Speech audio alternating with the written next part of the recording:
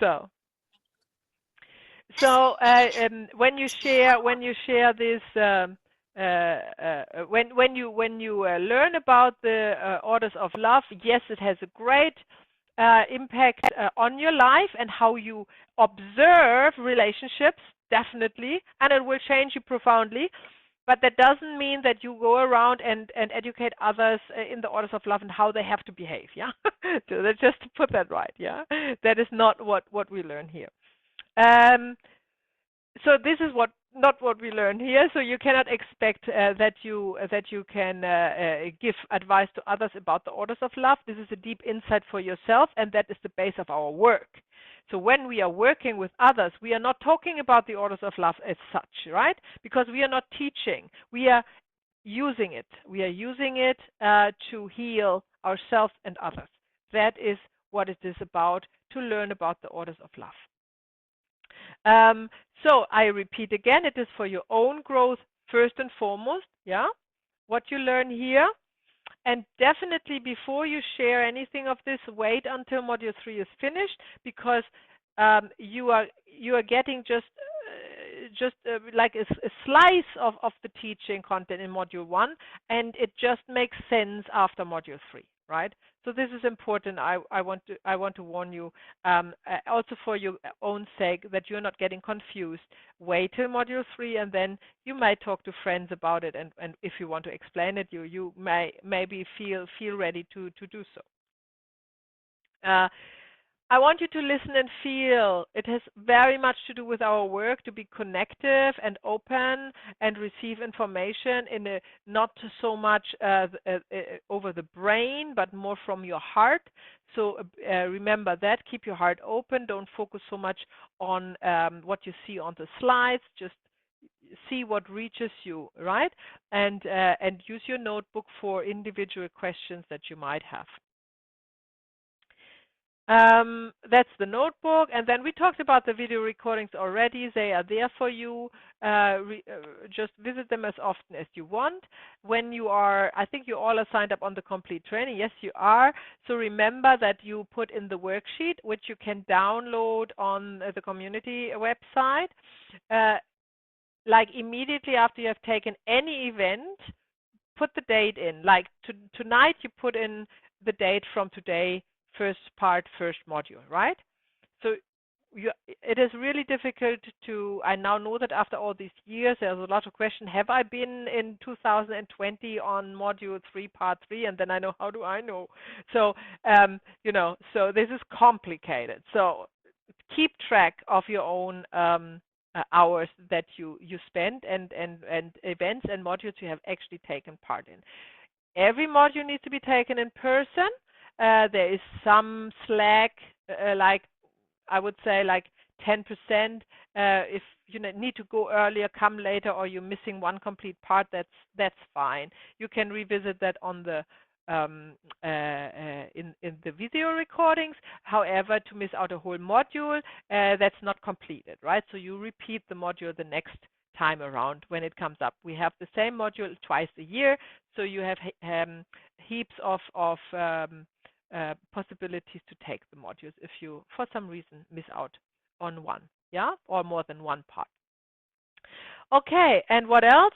Yep, a list of books. Koini has already shared. She has the first book. You want to share it again because Karen is now here? She found the first book on the list. Yay, which is Acknowledging What Which is this one. That one. Acknowledging What Is. Yes, that is fabulous. And I just said to her that is the very first book Bert Helling was writing. It must be now, I don't know, it will be in there probably 30, 40 years ago or something like that. It is still the best one to start with, definitely, with no doubt. However, Bert Hellinger is not providing you with a structure how to apply this methodology, right? So this is what you learn in the modules. This is why I've created the training, because that is in none of his books, right?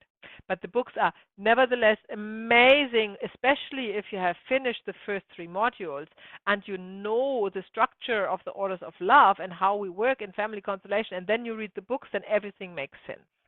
Yeah? Okay. Very good. And then there are other books, of course, and all the, this is a random list of books that I think, well, first of all, I have read mostly and that I found really, really enlightening. But obviously, that is not by any means all the books out there for self-development. So feel free to find your own books, but there are three, I think they are marked green. I know they are available. They are quite inexpensive. You can get them on, I think you can get them on Audible, not on Audible, on Amazon, the electronic form of Amazon, Kindle. I think you can get some on Kindle. And there are only three books, which I think it's the basics, right? The one you have, Koine is on there, so this is not on Kindle. That is just a paperback. But the other two, I think, are on Kindle. So it's just try to find them and read. Start with them, and then you will be very well set up. And then the others are all optional, whatever is interesting you, and what you can get, of course. And are you all native speaking English, all of you? Kirsten, are you you're No, German, I'm aren't not. you? Yes, that's right.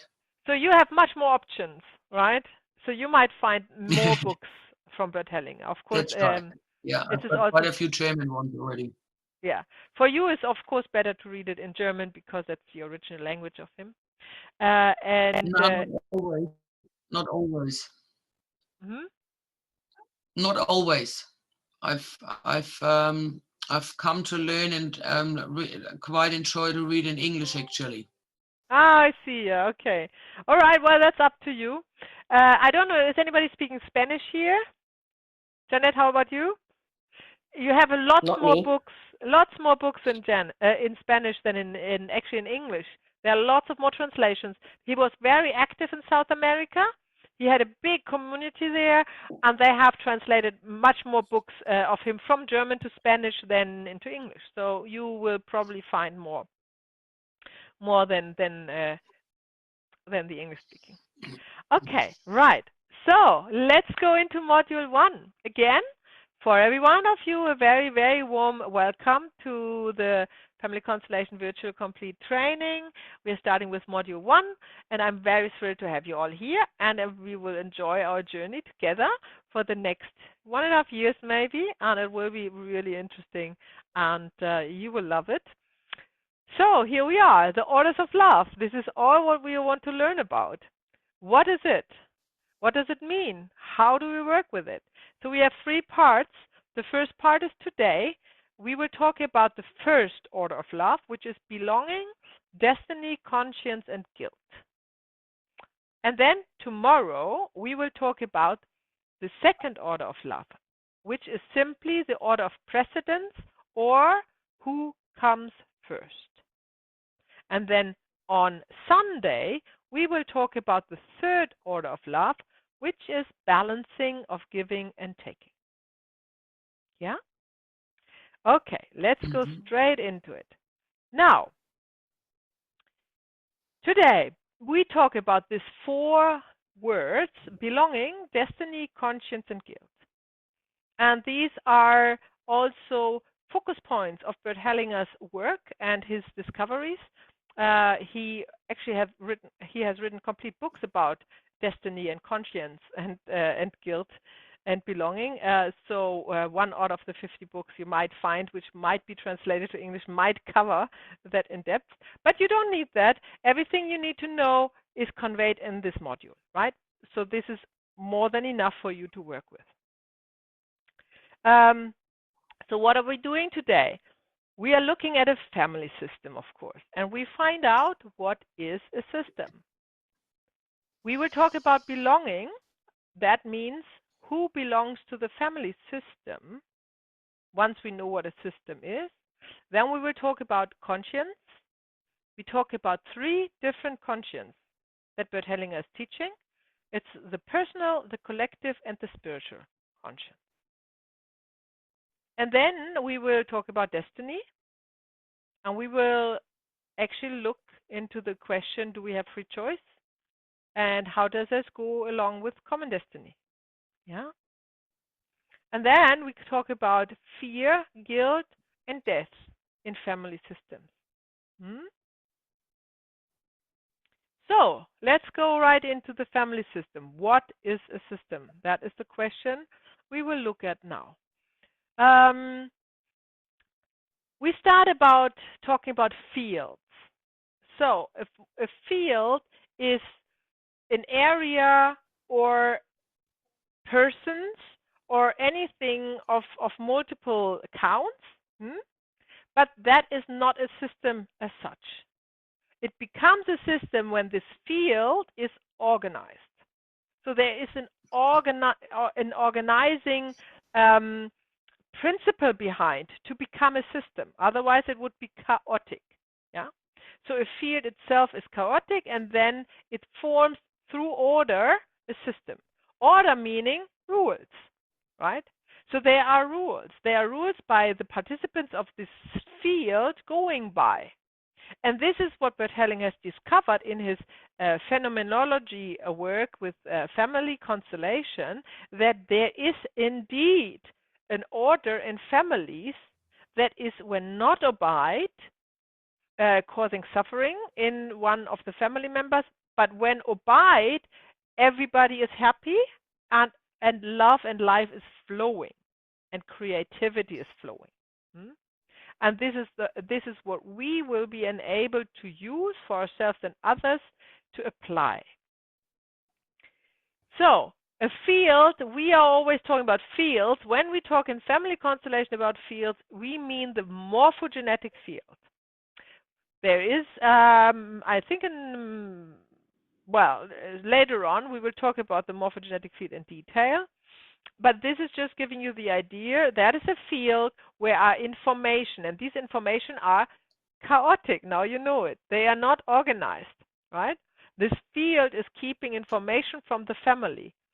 But when we are conducting a family constellation, then it becomes this information that is needed from this field, which is chaotic, will be drawn like out of a cloud, like into the computer, and then applied. Yeah, so it becomes part of the system. And then when we work with family systems and we have a movement of the souls, then we are feeding back in information back to the cloud, back into the morphogenetic field of the family system, and then it is overwriting the former information. That is a very simple principle, and this is why it is such a deep healing modality. So this field is not only chaotic, it's also outside of time and space. Yeah. So whatever happens in fields, they are not bound to space, they are not bound to time, they are not bound to an area. In these fields, in these energetic fields we are talking about, the information is never past, present, or future. They are just there. It's just there. And I know it's hard to grasp for our mind because we are not used to be living in the physical world. We are always dealing with directions and up and down and left and right and yesterday and tomorrow and now. But this is not what happened when you are working with the fields, right? And this is why the new information that we are delivering from a family constellation can override very, very old information back 7 generations, sometimes even more. So we have already explained what organizing fields means. We apply order or rules. And we are not applying order and rules like you have from a government. They just tell you all of a sudden you have to do this or that or pay this or that. This is not it. We are finding the ordering principle of the system. It is already there. We are not applying it. It is there. It's just not nobody knows it. And this is causing suffering because nobody is going by it. But when you find it and you apply it, then suffering is ended. So now Charlotte is coming through.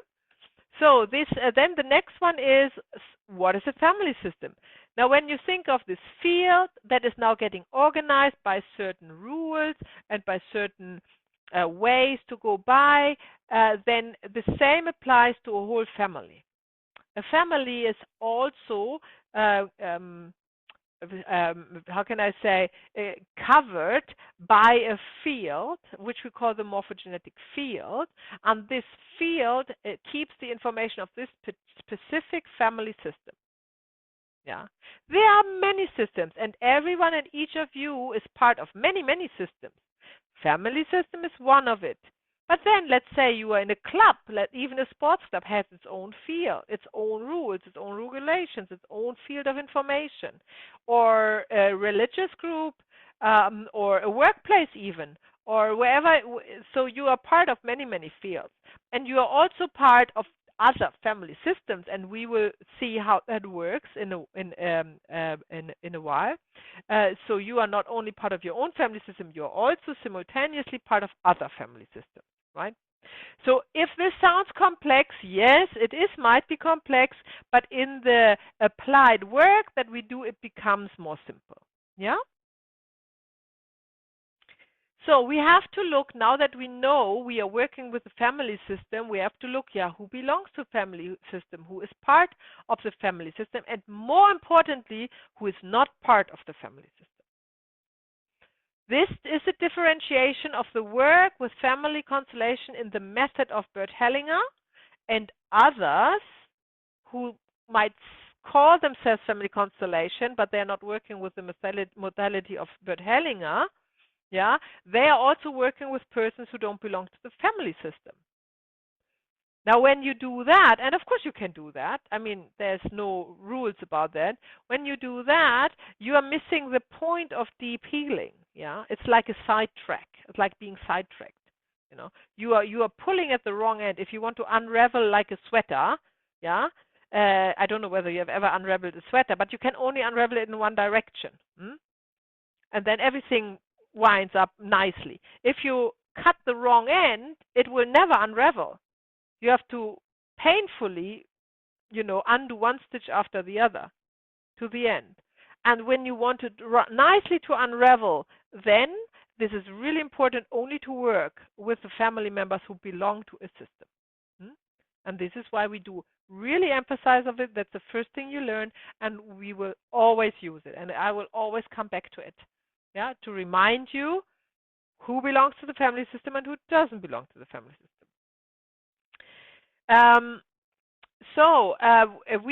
We also so now we have the family system, and now how comes family constellation in there? What we do is we are not let's say we are not putting all the people of the family system there, and then look what's going on, right? This is actually called the old family constellation. But Bert Hellinger has also developed by Bert Hellinger, that was his beginnings. But then he has developed the new family constellation in the 2000s, somewhere at the beginning of the century. He has developed the new family constellation because he found out that you don't need to represent at each and every generation and everyone who belongs to a family system to find the point of origin of suffering, that what causes the suffering. You can also go straight there, and you can skip generations. You can skip. You only need really a specific specific members of the family system to work with, and that's called the new family constellation. And it's much faster. It's much more on spot, and you will see. And I'm teaching only the new family constellation, obviously, but there are still very good practitioners out there. They are practicing for a long time now. They might still use the old family system, right? So just to tell you, if you are going to others and you might see, wow, this is really long, and wow, easily 2 hours a constellation or something like that with lots of people, then remember, well, it's just the old method, right? The way it started. Right, belonging, the orders of inclusion. That is what we're looking now. Family members belong to a specific family system through bloodline. We call that also epigenetic inheritance. Bloodline meaning that there is a sperm and an egg which carries the genetic material, and that forms a new being. and this new being belongs to this egg and sperm family, yeah? It does not belong to somebody who adopted them or to a surrogate mother or to anything of that a more recent, more modern way of creating a family. In family constellation, we are looking for, first and foremost at the bloodline. Why is that? Because the word epigenetic inheritance gives it away. Traumas in the family are, and that is a scientific fact, that that has been discovered about 10 years ago, and everybody who knew Bert Hellinger was laughing about it because he knew that 40 years ago, is inherited. Trauma is inherited through a damage, not in the genes, but in the epigenetic, which is on top of genes. So that means that the on and off switch of a gene is what is called epigenetic, and this can be damaged through a trauma. Now, and this is inherited from further generations. Yeah.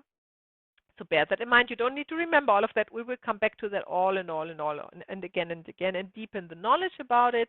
This is just for you to follow my train of thoughts here. So you understand, we are talking about the bloodline first and foremost. That is, if you are the one constellating, that would be your parents, father and mother, egg and sperm, mother and father, their parents, and so forth, right? And then there would be also siblings. That would be your siblings, the parents' siblings. But that could also be half siblings because they still have a bloodline. And maybe third generation siblings as well. But we are not going further with siblings, for example. Yeah. And I have a little animation for you, and I show you why that is, and that makes really sense if you see it in front of you.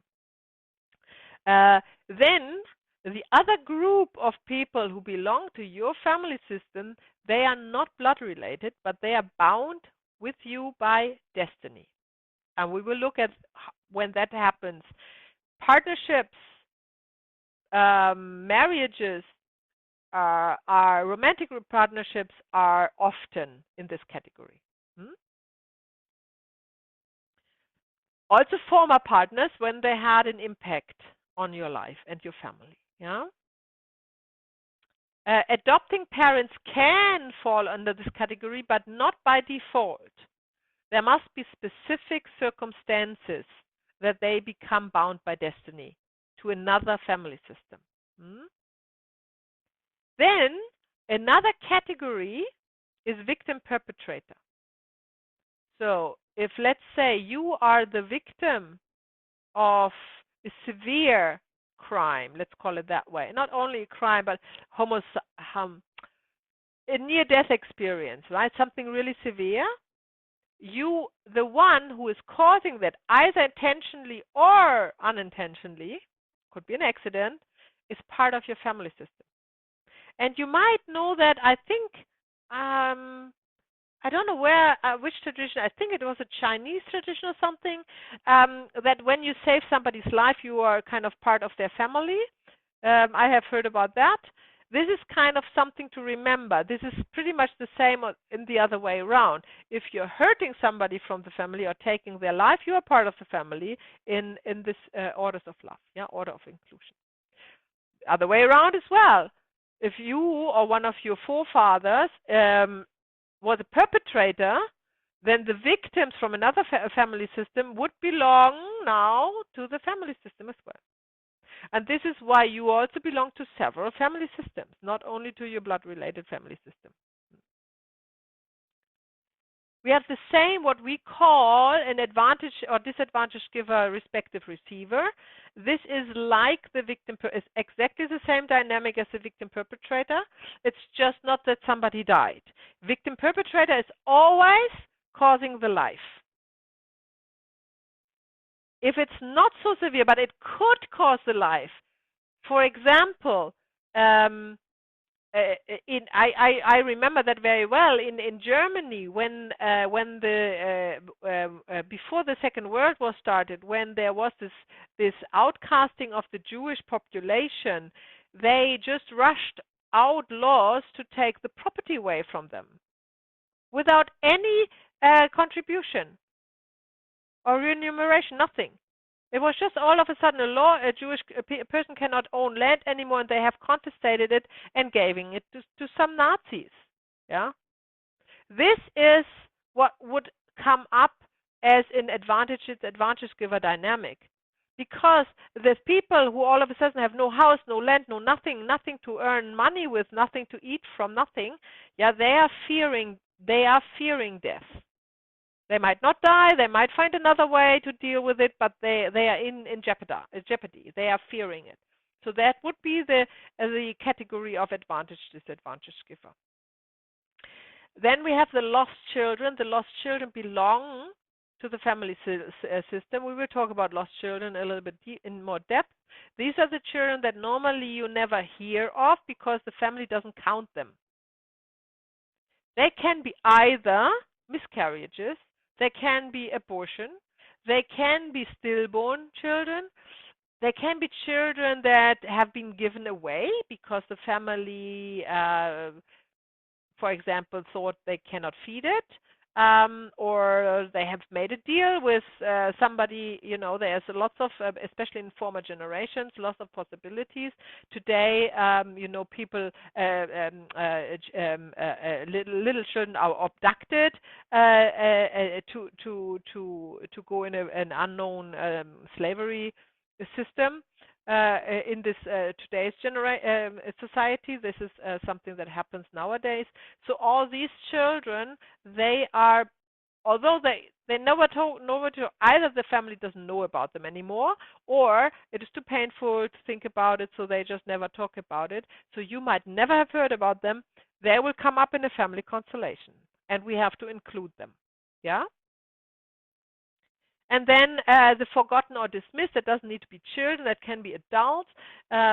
We have witnessed several family constellation when one of the family members has been dismissed because whatever, for his or her sexual orientation, or because he was committing crimes and the family was ashamed of them, or they were disabled. Often in former generations, they were just, sent away somewhere and never talked about. All these happen. So all these are people who belong to the family system, even though you would have never heard of them. But if it is important for the family system in order to heal the family wound, they will come up in a family system because the information of their existence is stored in the morphogenetic field of the family system. Yeah. And this is why it comes to light. And that is quite magical in a family constellation, how this happens.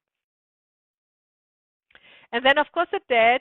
Just because somebody's dead doesn't mean he doesn't belong to the family system. We are working a lot with the dead. We are working with family members all the way back 7 generations. Most of them will be already dead. So when we are thinking of who belongs to family system, we are not thinking of somebody you might know or see or have contact with.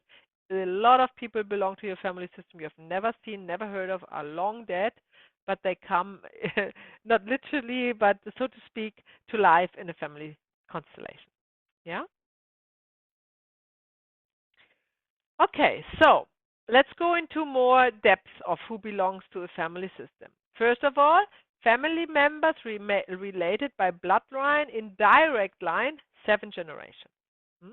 Direct line means only mother and father. Yeah. Then partners and former partners in 2, maybe 3 generations. Then siblings, half siblings, also into maybe 3 generations, meaning your siblings, the siblings of your parents, that would be your auntie and uncle, and maybe occasionally the siblings of your grandparents. How do you call them? Grand auntie? No, Charlotte, how do you call them? We don't really call them anything, but I suppose if we did, we'd call them our grandparents' sibling. I don't say grand auntie. Okay. And it is But I get also, what you mean. that's interesting, Charlotte, because it also shows us that they might not be part of the family system anyhow. They don't even have a name. So, Yeah. but I just mentioned it occasionally. It can go back to the third generation, but that's really occasionally, right? Thank you. So then we have victim and perpetrators. Now they go back all the way in 7 generations. So wherever there was an incident that somebody took somebody else's life, either as a victim or as a perpetrator, in these circumstances, what it was, then that counts. Yeah, that counts even way back to 7 generations. Then we have the same with the advantage and disadvantage givers and receivers. They also go back 7 generations. And now you get a grasp of how many individuals belong to a family system. Yeah? Because there were wars, and there were soldiers, and they were in the war, and they were killing lots of people, right? And then there were catastrophes and other events, and then there were some ordinary murders and homicides all the time, right? So there's, and then of course people taking advantage of other people. That's also there's also a lot of people involved in that. So we are looking at it now, belonging through, or this is how you can memorize it. Blood, it's the easiest. Destiny, remember, partners, mainly partners. Action, that would be the advantage disadvantage giver or the victim perpetrator, because they all did something, right? They did something in real time, in real life, that causes somebody harm, right? Severe harm. So remember, bloodline, destiny, and action. Yeah. And if none of them applied, then they don't belong. Even though if they in your life or in the life of the client you're working with have a deep impact. Maybe let's say somebody's mother died very early and the father married again and the new wife is practically the mother, yeah? Still not part of the family system of the child, yeah? Unless due to very specific circumstances becomes by destiny. But it's not bloodline related, it's not by default destiny, and it's also not by default through action, because there was no action for or against the baby. Yeah. Let's talk about the victim perpetrator in more depth. So I already said war. War is definitely creates a lot of victim perpetrator dynamics. Of course, any kind of crime that causes the life of somebody else, or car accidents. Car accidents creating victim perpetrator all the time. Yeah? The perpetrator here has not the intent to kill somebody, but nevertheless, it's a cause, right? To kill somebody. We just had the other week or 2 weeks ago, just literally in front of my road, in front of my door, a car crash where 7 people died in a van. And they were all from the same family. Now imagine that. Because there was a truck driver who, with no fault of him, he was on the right side. They were going, the van was driving into the truck. They were tired, the driver. And there were 9 people in, 7 died. All from the same, including a baby. All from the same family. Now, now you can see this truck driver who was just on the road, just doing his job, yeah, all of a sudden becomes part of this family. This is just, and there is nothing, and now you also see it is nothing good or bad when we work. Yeah, we are never looking at somebody's fault. That's not what we do. We are neutral. We are just naming them victim perpetrator without emotions, without pointing the finger. We never point the finger at anybody. And you will learn that throughout the course, again and again. That's the basic of our work. We are not pointing fingers. We are not judging. For us, everybody's equal. They are just part of a family system. That's all we need to know. Yeah? Bound by destiny, for example, is you can have a victim perpetrator bound by destiny. For example, the most common example is abortions, especially illegal abortions like in former generations. Remember, we are working with dynamics up to 7 generations in the victim perpetrator. Yeah. So there were women who were helping other women to end an unwanted pregnancy because they had no contraception, and that would, all these pregnancies would cause great suffering, right? And although, like, literally, the woman is killing the baby, the mother is actually giving the consent, right? So without the mother going there and paying for it, there would be no victim-perpetrator relationship, right? So in this case, the mother is the perpetrator, but, however, the person who's helping is bound by destiny to the perpetrator. Yeah. We also need to look at guilt and shame and how it creates an entanglement. You can see a victim-perpetrator dynamic in the family constellation by finding the emotion of guilt and shame in one of them. Yeah. Most often it is shame in the victim and guilt in the perpetrator. And just by watching the representatives and finding these emotions through movements of the soul, aha, here we have a victim-perpetrator dynamic. This is how we detect it. And one of the trainees, I think it was from the last group, she was saying she really loves this work, especially when she started to practice facilitating in our practice workshops. This is like being a detective. You do a little bit, you do detective work because you find out what has happened and to whom, not why.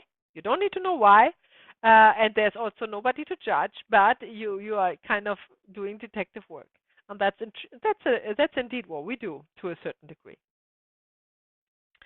In a victim-perpetrator dynamic, opposed to common social or awareness in society, love is the one that heals, the one move forward. No, it is not judgment. It is not staying away. It is love that heals. So you will see over and over again, especially in our workshops, when we have a victim-perpetrator dynamic, the problem is that because of the feelings of guilt and shame, one or both cannot look at each other. And this is causing suffering for a descendant because they belong together. This is their destiny. They belong together. And if they can't look at each other because they are feeling this emotion, then the wound will not heal. So what we enable with our work is for them to find the love for each other that is there. Yeah? And then if they are able to unite, come together, then the descendant is free of the suffering. Because this trauma is healed. And when we are talking about trauma, we are always talking about emotional trauma, by the way. We are healing emotional traumas here, not physical trauma. However, the physical trauma is normally following the emotional trauma. So that's then kind of a side effect of this healing process. So they belong together, and this was something that Bert Hellinger has been in the beginning of his work in the 1980s. He had really in Germany really bad how can I say press releases from people who were joining his workshops, had no idea what he's doing there, and then when they see that he enabled or allowed the victim perpetrator to go to each other, they found that inappropriate, because in the awareness of the society and the social structures, you have to judge a perpetrator and you have to feel sorrow for a victim. That's just what it is, right? But it doesn't help anybody on a soul level. But that was really hard, a very hard pill to swallow for at the beginning of, it's not a thing anymore, but I just tell you, that was really a thing then. back then. Hmm? Okay, Can I ask a same. quick question? Yes, Charlotte, go. Really, really quickly. You were talking about being bound by destiny and around the backstreet abortions. And even though the woman is giving the abortion, she is technically doing it, but the mother is the one that Hmm. consents to it. So who is the perpetrator? The The mother. mother. Yes. Got you. The mother is a perpetrator. However, in these cases, the third party is also bound, not as a perpetrator as such, but as bound by destiny. Okay. Mm, To the action. yeah, or Okay, by thank you. action. It could be either be destiny or action. You can call it maybe action as well. Yeah, yeah. Okay. Thanks. So advantage and disadvantage giver follows the same principles. It is just to be remembered. Nobody died. That's the only difference. Here, nobody died, but some so severe disadvantage has occurred that they fear they could die. Right? It's the fear of dying, and somebody else took all chance of surviving away, but it went well in the end. That's kind of the situation we are looking at here. That could be. So again, we think about maybe the Jewish people, or there are other tribes. When I'm working with people all over the world, it's also very interesting because I had a client from the U.S. and we came in a constellation to a land where there were apparently indigenous people murdered, which probably 200 years ago. I don't know when it was, way back. And this land was then given or taken from them, so they were murdered. Then the land was taken, and then some settlers farmed on it or whatnot, and then they passed it on to their children, right?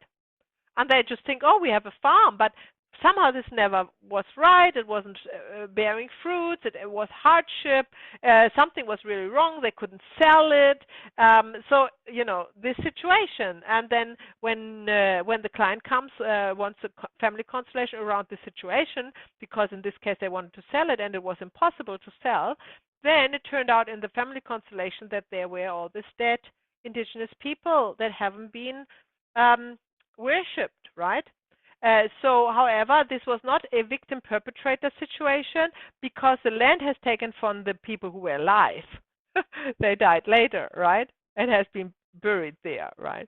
So that's the only difference. But it's again taking this land away and then the people die. This is causing the dynamic we were talking about. And the same can happen also by destiny. Let's think of a robbery. Let's imagine you are on a trip and you have you sold all your possessions. Probably not this generation, but that would be probably a generation before. Like say in the 1950s, you sell all your possessions and you put it in your pocket. You have a purse with all the cash that you have, and then you go on a trip to South America where you want to stay for a year or two and live from this money, and then you've been robbed from all this money. This is the same. This is a disadvantage advantage giver dynamic, because you don't know where to buy food from anymore, right? So that would be another dynamic. That would be an example for it.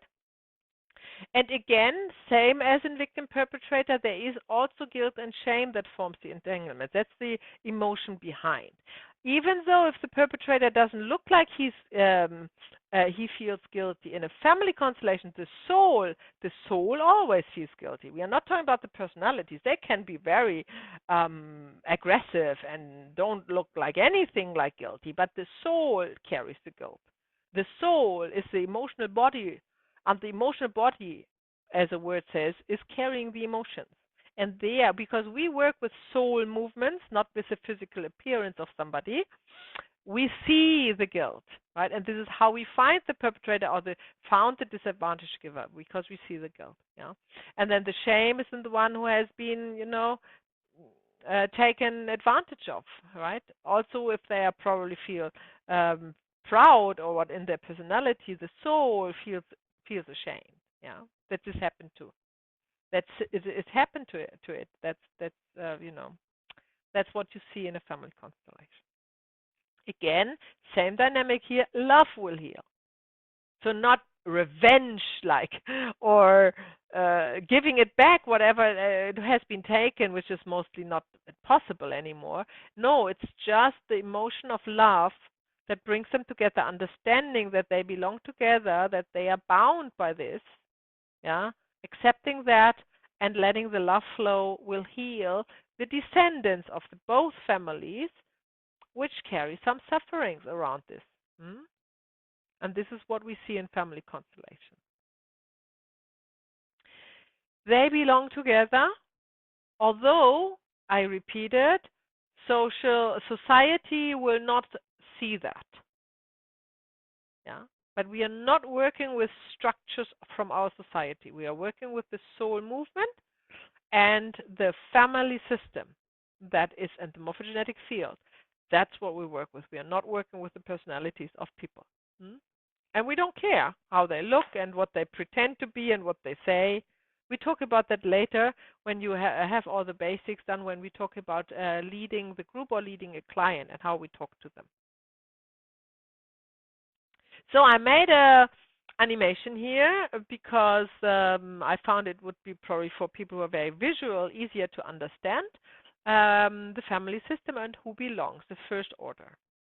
So first of all, here is you. We'd say you because we take you as a first generation, right? Then the next generation is your parents. Now the paternal line I had in blue here and the maternal line in pink, yeah? Just so we don't lose track. So then there are the grandparents of the parents. This is what we call the paternal line, yeah?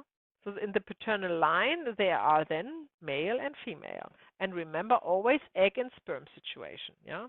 So always the blood-related fathers. If one of your grandparents has been adopted, for example, and he knows only the family of the adopted parents, that's fine. That's how they grew up. But in a family constellation, he will meet all the ancestors he never heard of.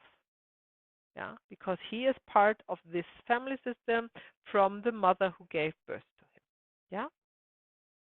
Then we have the third generation with other great grandparents. Again, the paternal line is blue and the maternal line is pink.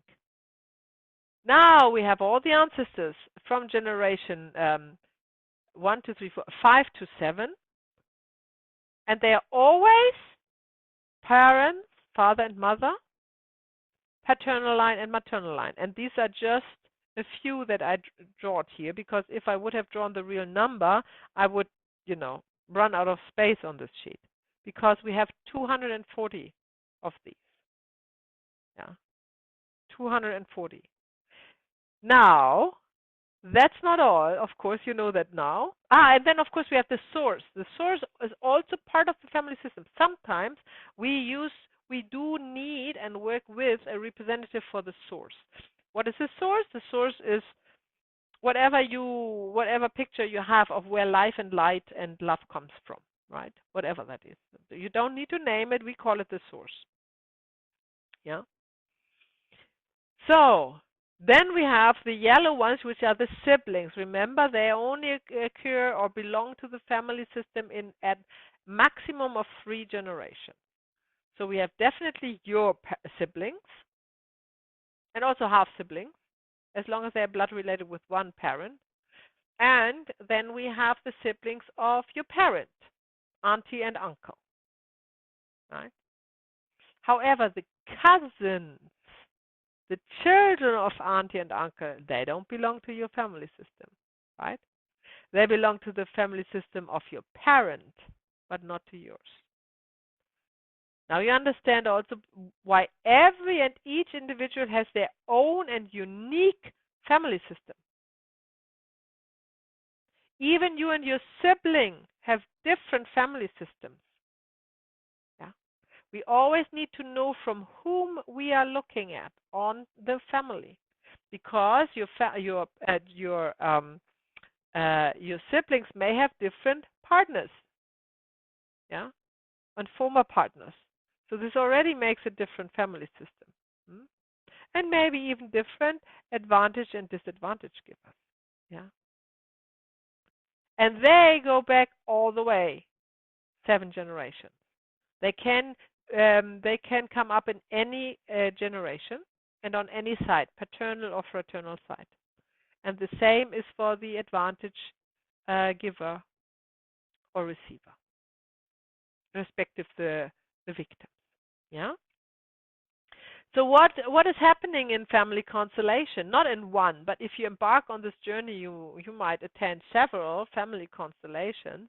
So what is happening here for our black person?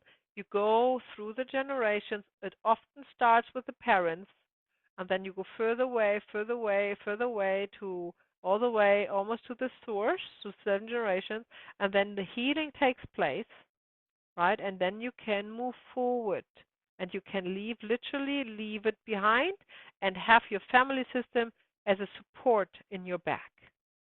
Yeah. And you are free to go and live your own life. This is the beauty about this mythology, what it enables. Yeah.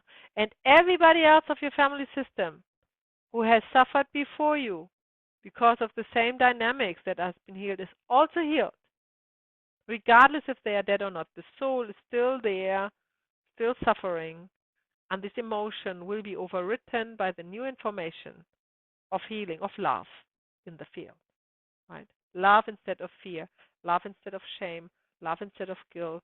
Hmm? Right. So let's talk about the lost children. Have you heard about the term the lost twin? Yes, Charlotte. Anybody else? Yes, Karen? I can't see you, Kirsten. Say yes or no. Kerstin, are you with us? You are muted if you want to say. Sorry, I've Yeah. muted now. I haven't heard about it. You have not heard about it. No. Okay, good. And Koini, how about you? No, no. Okay, Haven't heard good. about it. All right. So what we call the lost twin is a phenomenon that occurs in every 10th pregnancy. So statistically, every 10th pregnancy worldwide is a twin pregnancy. Yeah, that there are two eggs that are growing into an embryo, either in one or in two. How do you call this? Bladder. They either share. Karen, The uterus. the uterus is just one, and then they have their fluid. Their how do you call that? The embryonic sex. The Thank you. Yes, Yeah. yes. So you can either have two embryos in one embryonic sac, or you can have two embryonic sacs. That doesn't make a difference. Now, however, not every 10th pregnancy is actually giving birth to twins. In fact, it is much rarer to birth twins. I don't have the figure here, but it would be probably something like 1 in 100 or 1 in 1,000, something like that. Yeah. So what happened between the time when they are sharing or having their own embryonic sac and growing into an embryo, and when it's time to give birth, only one child is there, right? One dies. That is very, very often the case. And we call this the lost twin. It dies of several reasons. It dies because it doesn't develop as good. It has maybe a DNA defect. Something is defective. Anyhow, it dies. For the remaining twin, this is a very, very traumatic experience.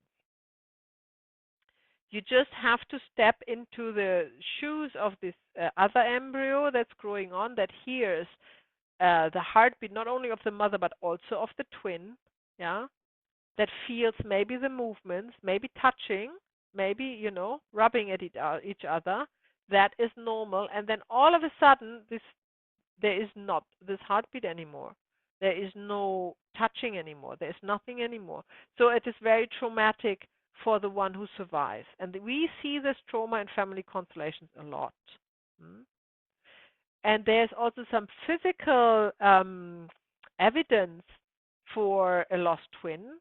The twin who has already formed some tissues and some hair maybe or some bones or something, yeah, that will shrink into a little like a pea size of ball, and that is either in the placenta or it grows in the other twin. So some people, they have just a little bump somewhere, like on the wherever, just a little bump. You know, you'd never think about it, and then one day they decide to get rid of it, because of cosmetic reasons, and then the surgeon, they see that this is actually human tissues that is consisting of skin and hair and even bones if they have already developed. Yeah, and that is the lost twin. And midwives, the classical educated midwives, they know that they were looking in the placenta for the signs of a lost twin, just in case the mother wants to know. Yeah, I don't think they do that anyhow. I don't think they do that anymore. But when I was giving birth, they were looking for it. Yeah, and they would let you know if they find it. So if they don't find it, fine. It could be still in the child that has been birthed, right? Has seen the light of the world. Excuse me? Yes, Kerstin? Did you say they wouldn't let you know or they would let you know? If you are, so they would let you know if they're educated in that, and they would see it. Okay. But I have heard from recent, I gave birth 18 years ago. I have heard from recent, I have heard that the nowadays this is not educated anymore in midwives.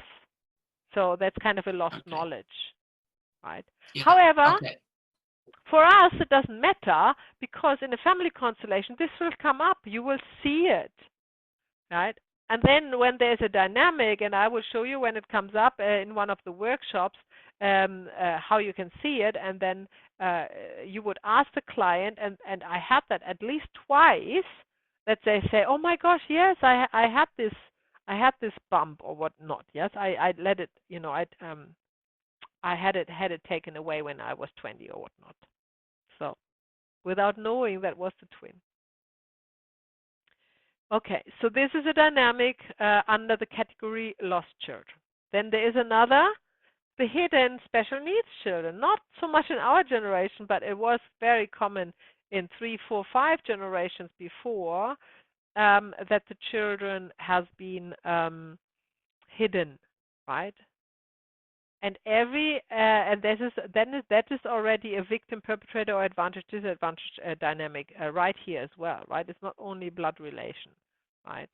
Because this is unjust, of course, and cost the life of the child mostly, or a severe disadvantage for their development. So that will come up in 7 generations, not only in the first 3.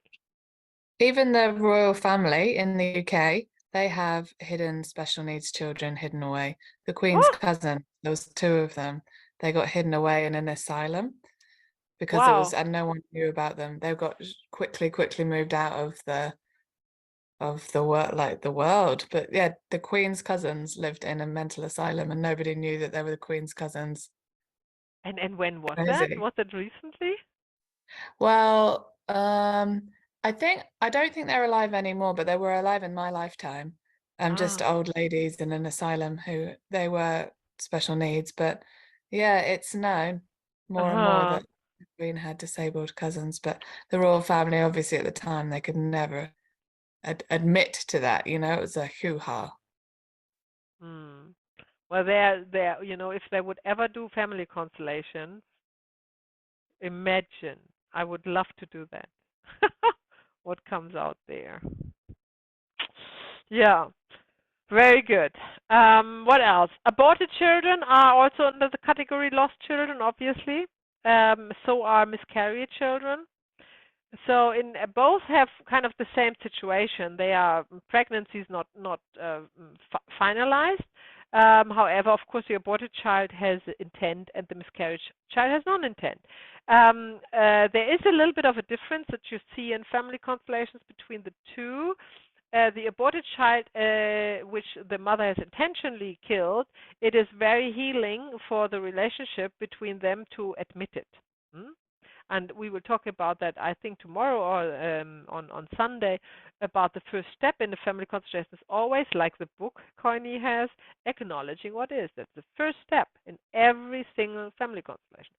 And we are not being polite in a family constellation. That's not what we do. We are saying out loud what is true. And when a mother has aborted a child, then it is true that the mother killed the child. It has nothing to do with that she's, guilty or that it's legal or she's a bad person. Not at all. It's just acknowledging what she has killed the child. Or some Bert Hellinger also said murdered. He wanted them to say I murdered the child because of course the child was innocent, so it is basically a murder, if you will. Just for the soul movement, not for not in legal terms and not for society. Right? And this this enables a healing movement. If things are not hidden anymore and not, around the bush and talk softly about it. It is really important, this work, that we find the dynamic, we find the truth, and we name it as it is. And then the miscarried child is obviously not murdered or not killed in most cases. So that doesn't need to be addressed. There is more the appropriate word, I lost a child. Yeah, that's the truth here. It's a loss. I lost a child. That's the truth behind a miscarriage. Then we have the stillborn. Yes, Charlotte, you go. So that's where the miscarried child fits in. No, the aborted child fits into the lost children, but they're also a victim perpetrator because the mother killed them. Yeah, definitely.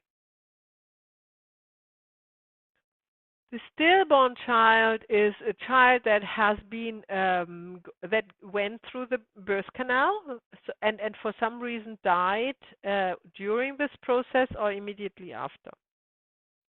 I'm not quite sure. Anybody is knowledgeable in this? Ken, did we lose Janet? Janet is gone. When did we lose Janet?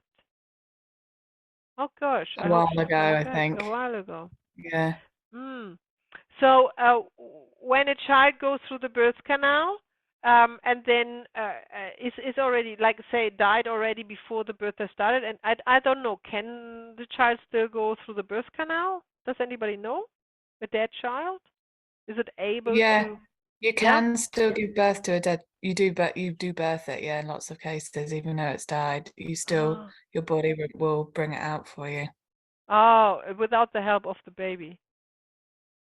Yeah, because your body is the thing that's contracting, so you can still give birth to a child. Okay, interesting.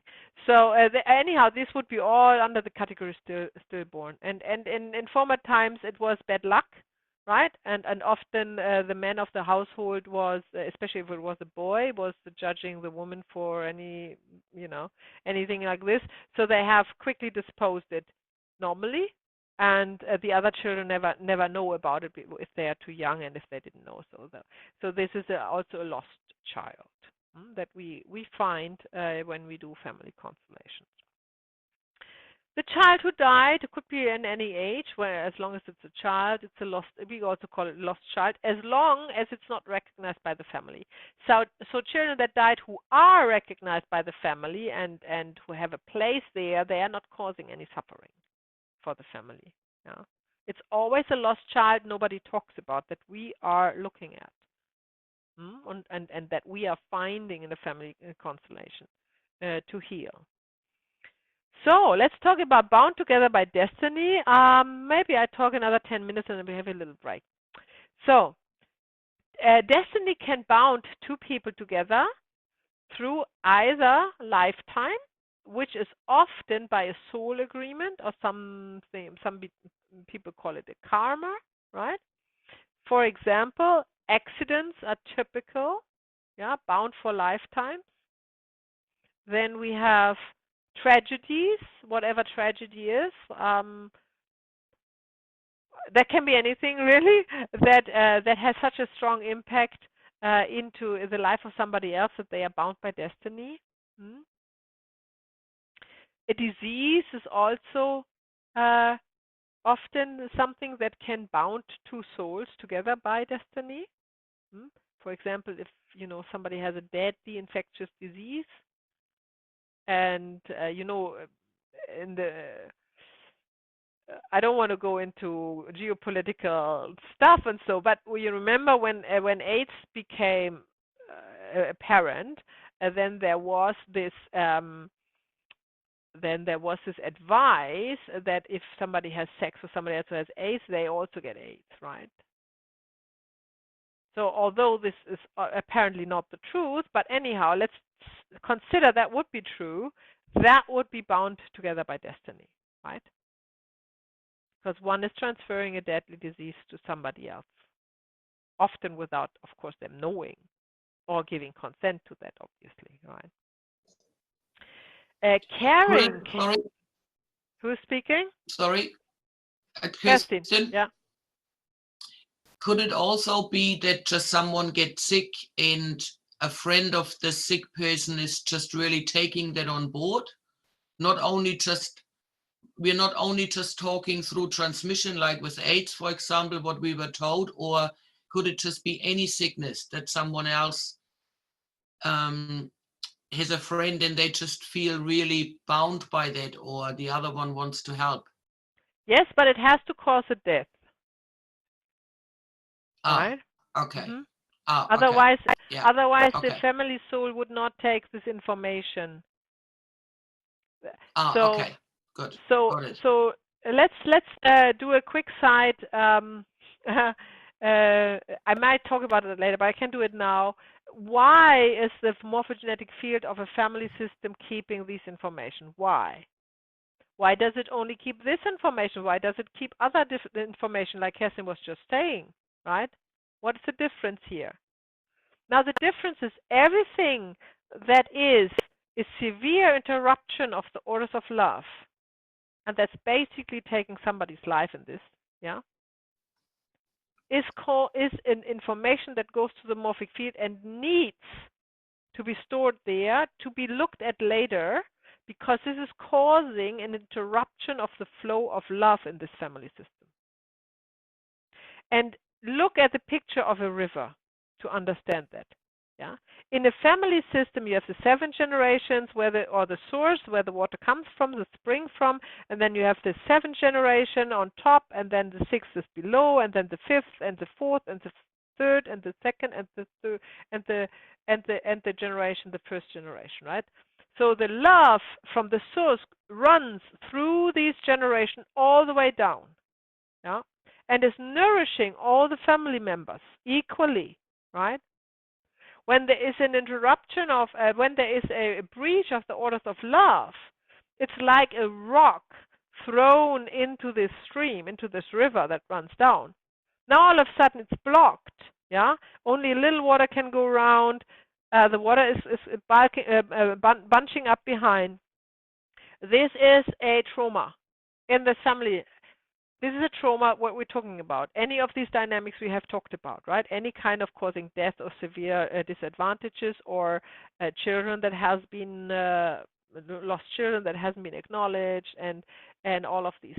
All of these are like rocks in the river, and they bundle up. So the love cannot flow to the other generations, and they have suffering in any kind of shape or form. There can be disease, unsuccessful in life, never able to find the right partnership.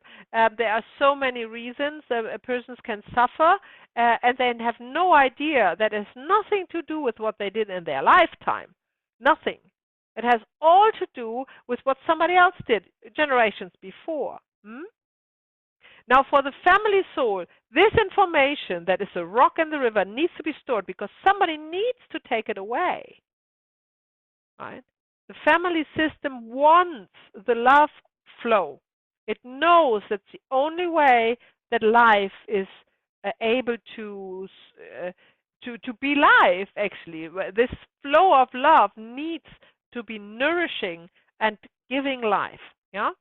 So this is what the family soul stores. So a descendant who is suffering will eventually, through the work, mainly of family constellation, will find the rock. The rock will be removed. The water can flow again. The love can flow again, and relief to the whole family system. The information is overwritten in the morphogenetic field that there was a trauma. Now it's love instead of fear. And everything is exactly how the family system wants it. Every other action that is not causing this rock is not a problem for the family system. It is actually nourishing because there is some love already there. The love is already there. It's just disguised in another form. But the family system takes it as love and nourishment. So it doesn't need to be stored. It's kind of lives from it, if you will, you know, like nourishment. This is a love. This is what the family soul thrives on, right? But then you have these traumas, and they are disrupting this love, and they need to be looked at, nothing else, right? So it's a quite efficient system, the orders of love in a family system, that doesn't jumble up random information with severe information, right? Understood? Okay, good. All right. So caring as bound together by destiny is often the dynamic when now the adoptive mother or the adoptive father comes into a family system, because they are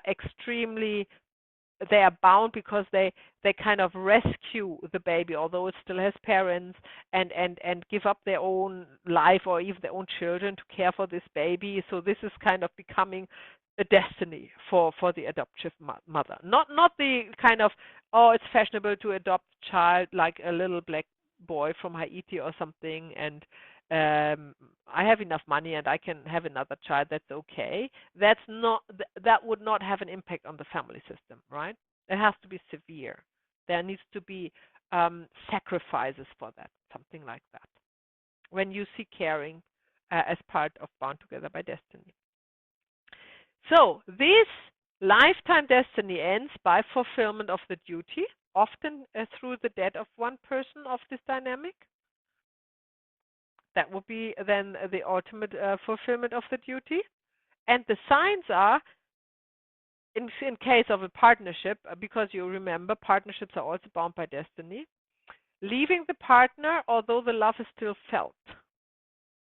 So some said, I don't know why, but I have to go. I have to move on. Yes, I do love you. There's nothing wrong with us, but I have to move on. Have you ever heard of that? Yeah? See, this is just a sign that the destiny has been fulfilled unknowingly to the partners. Whatever was agreed upon in the soul agreement has been fulfilled. Or not leaving the partner, that's the other side of the coin, although no love is felt. Have you heard of that? It's more common, eh? Yeah, we all heard of that. Yeah. So that's also where you can see there's a destiny at stake. Yeah. And for some reason they can't let each other go, although everybody knows that would be best for both of them. Yeah. And we work, of course, not only with family lines, we also work a lot with with partnerships, right? That is also very common constellation that we perform. So let's talk about the forgotten or dismissed before we go on our break. These are in general family members no one talks about, which are not children, because they are called lost children. They left the family conscience, and we will look after the break what that is. They have been dismissed because of sexual preferences or something like that, especially in former days. Yeah, they were not appropriate, whatever, or they had a profession, maybe a sex worker or something, so they were ashamed of. They can have vanished because the wars, the 2 world wars, were not only causing victims by death by weapons, but also some soldiers took it as a chance to escape their current situations and never appeared again, right? And this is also something that comes up in a family constellation. They have been excommunicated by the church and by the family, of course, if they are very religious. That's another one who is then forgotten or dismissed, or disowned members, of course. That's the same. And then we also have to look at the dead people in family constellation with a close eye, because as you know, they all count. They belong to the family system if they're alive or dead. That doesn't matter. They belong to the family system because we're not looking at the physical appearance, but at the soul. And if this is new for you, that the soul is not dying with the physical body, then bear with me. We will look at this in Module 4 in much greater detail. Yeah, just for the sake now, we are working with soul movements and family constellations, and there we see with our own eyes that they are anything but dead. But they will pose as dead. You will see that in the family constellation.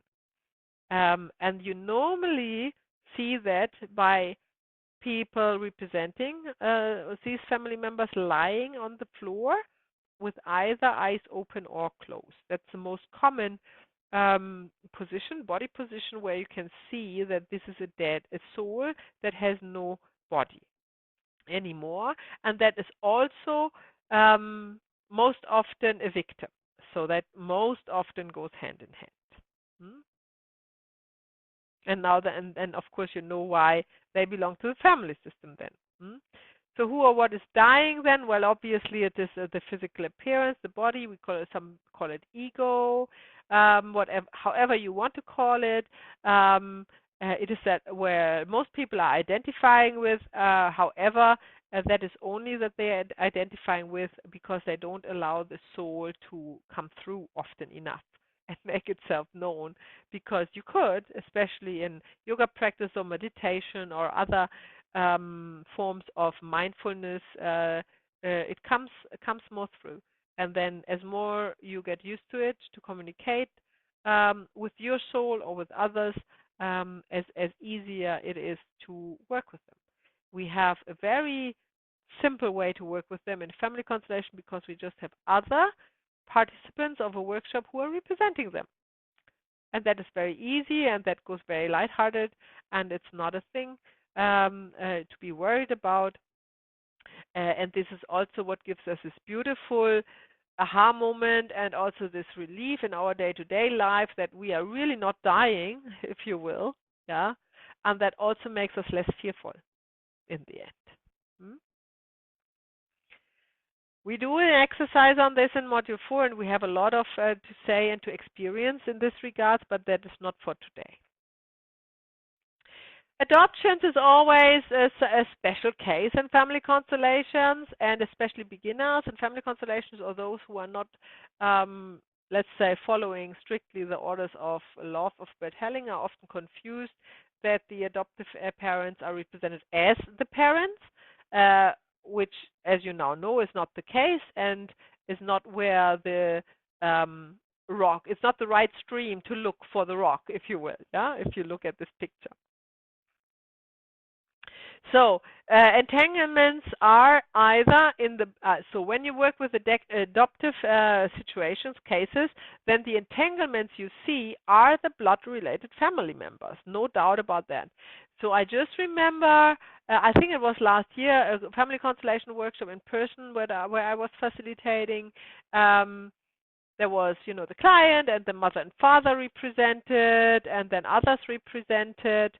And then there was a dynamic, and then the client said, that doesn't look like my mother or father, I don't know, at all. You know, because you can see the represent kind of typical behaviors often. And then I said, that's interesting. How comes? And I said, maybe these are my birth parents because I'm adopted, and I thought they are my adoptive parents. So I asked her to put her parents there, and she thought she was putting her adoptive father and mother there. But then the family constellation proceeded, and it was clearly her father and mother, right? The ones she doesn't know, and the whole dynamic behind the family. So you cannot trick the field, right? This is not possible. You know, you can maybe think you are in one track, but the field will get you on the right track as well.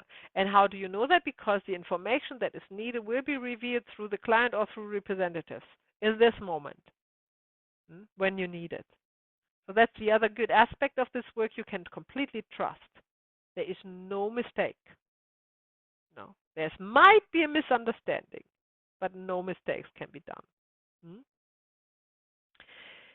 With the adopted children and parents, they can be, as we said before, bound by destiny, especially when the adoption causes a severe imbalance in the family system. Now that can, but that would be a singular case, and you can only see that in the family constellation if that's the case or not. Bert Hellinger has actually said a lot about adoption, and he had very interesting and quite a strict, I won't want to call it opinions, observations about it, because all he's observing is from what the field is telling him, right? With his experience over 40 years of having this huge family constellation workshops. Adoption is causing a trauma to the family who's losing a child. That's another rock. It's a lost child. It's a child given away, right? Clearly, right? So it's not something lighthearted. This is causing a severe trauma in the family system of the family who is losing a child. So Bert Hellinger is teaching that to avoid that, if there are special circumstances, it would be much preferable to just give this child into care, into foster care. What is the difference? And I wrote a blog post about it. You can read that if you haven't done so yet. You can read that on the website, on one of the last blog posts about adoptions. What is the difference is, if the child is not adopted, his or her right on name, on heritage, on everything that bound him to his family is not given up. It's still there, right? But the day-to-day care that is maybe needed for this child, desperately needed, is be given by somebody else. And this is the true, this is a true work of love to raise a child, which you can't own, if you will, it doesn't carry your name, who might go back to the parents or the parents claim it back, but you put all your love in nevertheless to help this child, right? It's much more selfless than adopting a child, looking from the view of the soul movement and the orders of love. This is why adoption causes imbalance often in the family of the adopted child. However, there are some exemptions.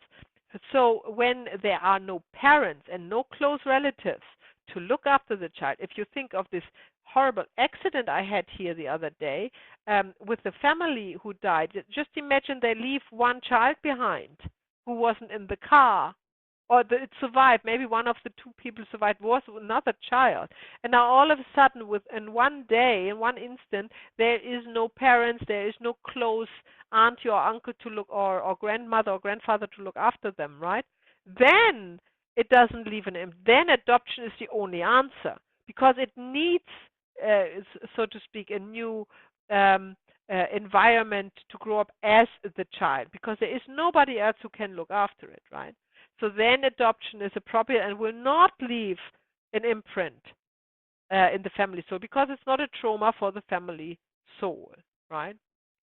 So these are the kind of exemptions. They are rare, by the way, but it can happen, just so you know. Everything that you hear here, and I teach, and everything that is a rule has, by definition, an exemption, right? I don't know whether you know, but I'm a trained lawyer. I was working as a lawyer 10 years in Germany, and the studies are very extensive in Germany, 8 years, and 2 bar exams. And I don't want to go into any details, crazy. It's not anymore, but to my time it was like this.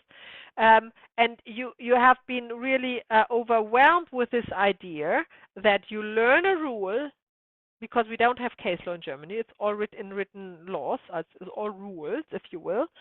And then there's always an exemption, and you make a big mistake if you not turn the page and look at the other side, because you will see the exemptions there, right?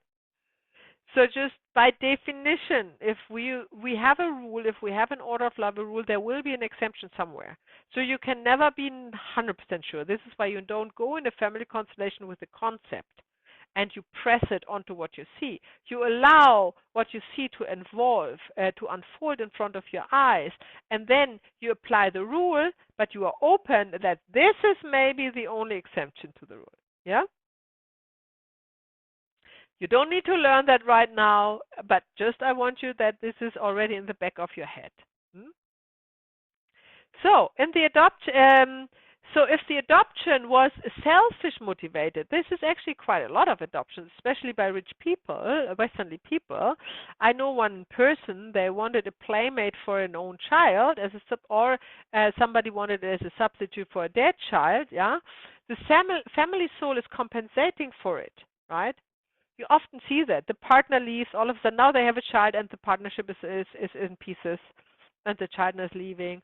Or they have an own child afterwards and it has an accident, and all these tragedies you see a lot when you see this adoptions was causing a family wound in the family system of the lost or missing child. And the family will feel that. And this is also a sign that there needs healing in the family, right? Probably in both. In the family system of the adopted parents and the family system of the adopted child. In family constellations, we see as I said before, always the blood-related members of the family, always, always, always, even if the client thinks they have placed representatives for the adoptive parents. This morphogenetic field is not buying into that. So would you bring in their their biological parents at the beginning? Yeah. And only maybe their adopted parents after? Yeah. After maybe if you think, oh, there's somebody missing, and when the client says already from the start I was adopted, or when they see the mother and then they see the next generation, and then all of a sudden the client say, oh, my mother, by the way, was adopted. That's fine. We normally don't need to know that because we will see the blood family anyhow and see what's going on. But then you might, when you see you're not getting anywhere with that, you might want to represent a representative for the adoptive mother, mainly, or maybe the adoptive father as well. That's correct. So we have a break here. We go and get some refreshments and anything you need for 10 minutes. So I don't put up the timer because I just figured out that I can't use it anymore. The app is broken, but don't worry about it. I will come to my mic back after 10 minutes and let you know. You can also put it on your phone. Here we have pretty much 6:45 in New Zealand. So let's meet 5 to the hour, whatever time zone you are in. Yeah? You are very welcome to mute and also to stop your video for the break. See you in 10.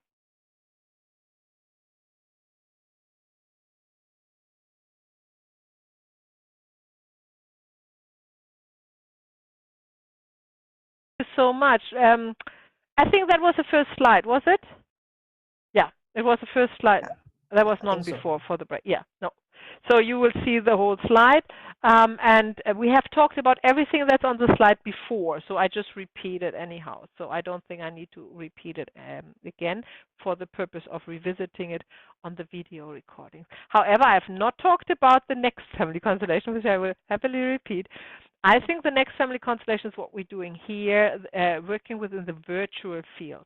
That seems to have a stronger impact on the, or is closer kind of to the field, is more similar to the field, and the participants, they are safe, they feel safe and cozy at home, and they are probably opening easier.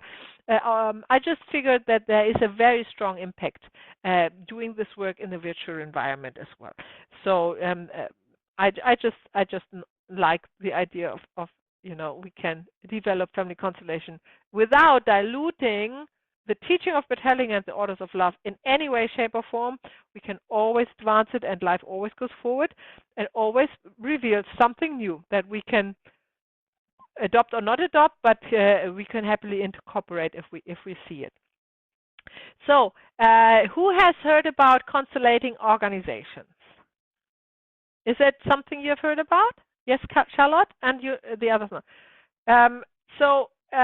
It is common in Germany, very, very common, not only to consolate families, but also companies or corporates. Or it's actually a thing in Germany. A lot of CEOs have family constellations and help them with their, with their organization and with decision making and all of this. And that is a branch. It's almost like it's systemic coaching, which you learn here with me. You can also expand some professional work with companies with. Just to let you know, that works very well.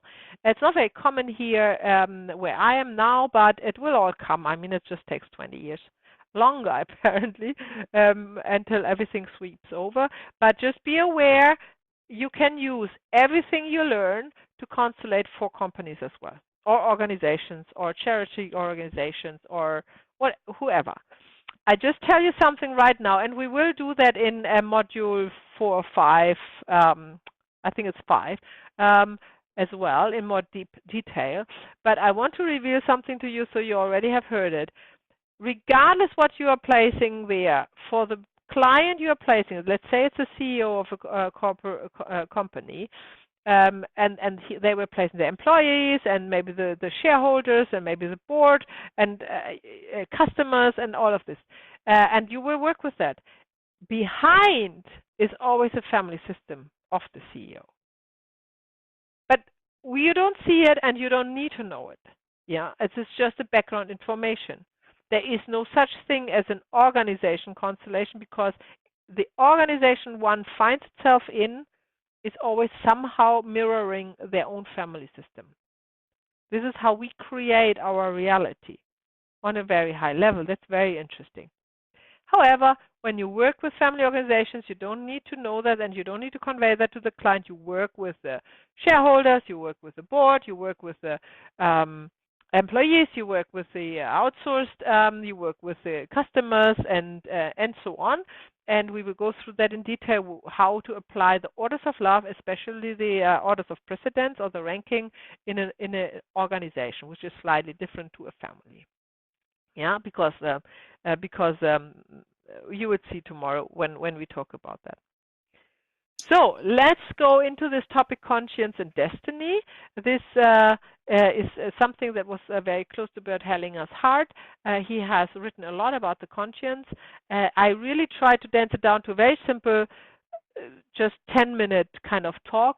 I don't think you need anything more to start working with it.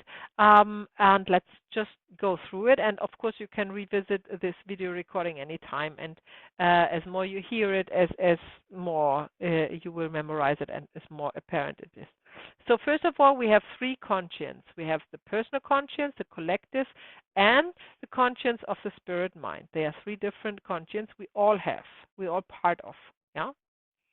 Then we will also talk about the destiny and common destiny in this context. So let's start with the personal conscience. The personal conscience is, if you ask the question, what is conscience and family constellations?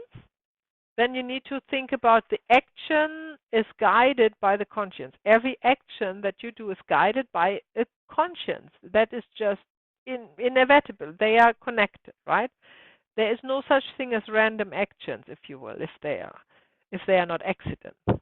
Harmful actions are often based on a good conscience, and you know that from a lot of let's say mafia families, who are happily killing other people and being patting on the shoulder by the family, because that's what they're supposed to do.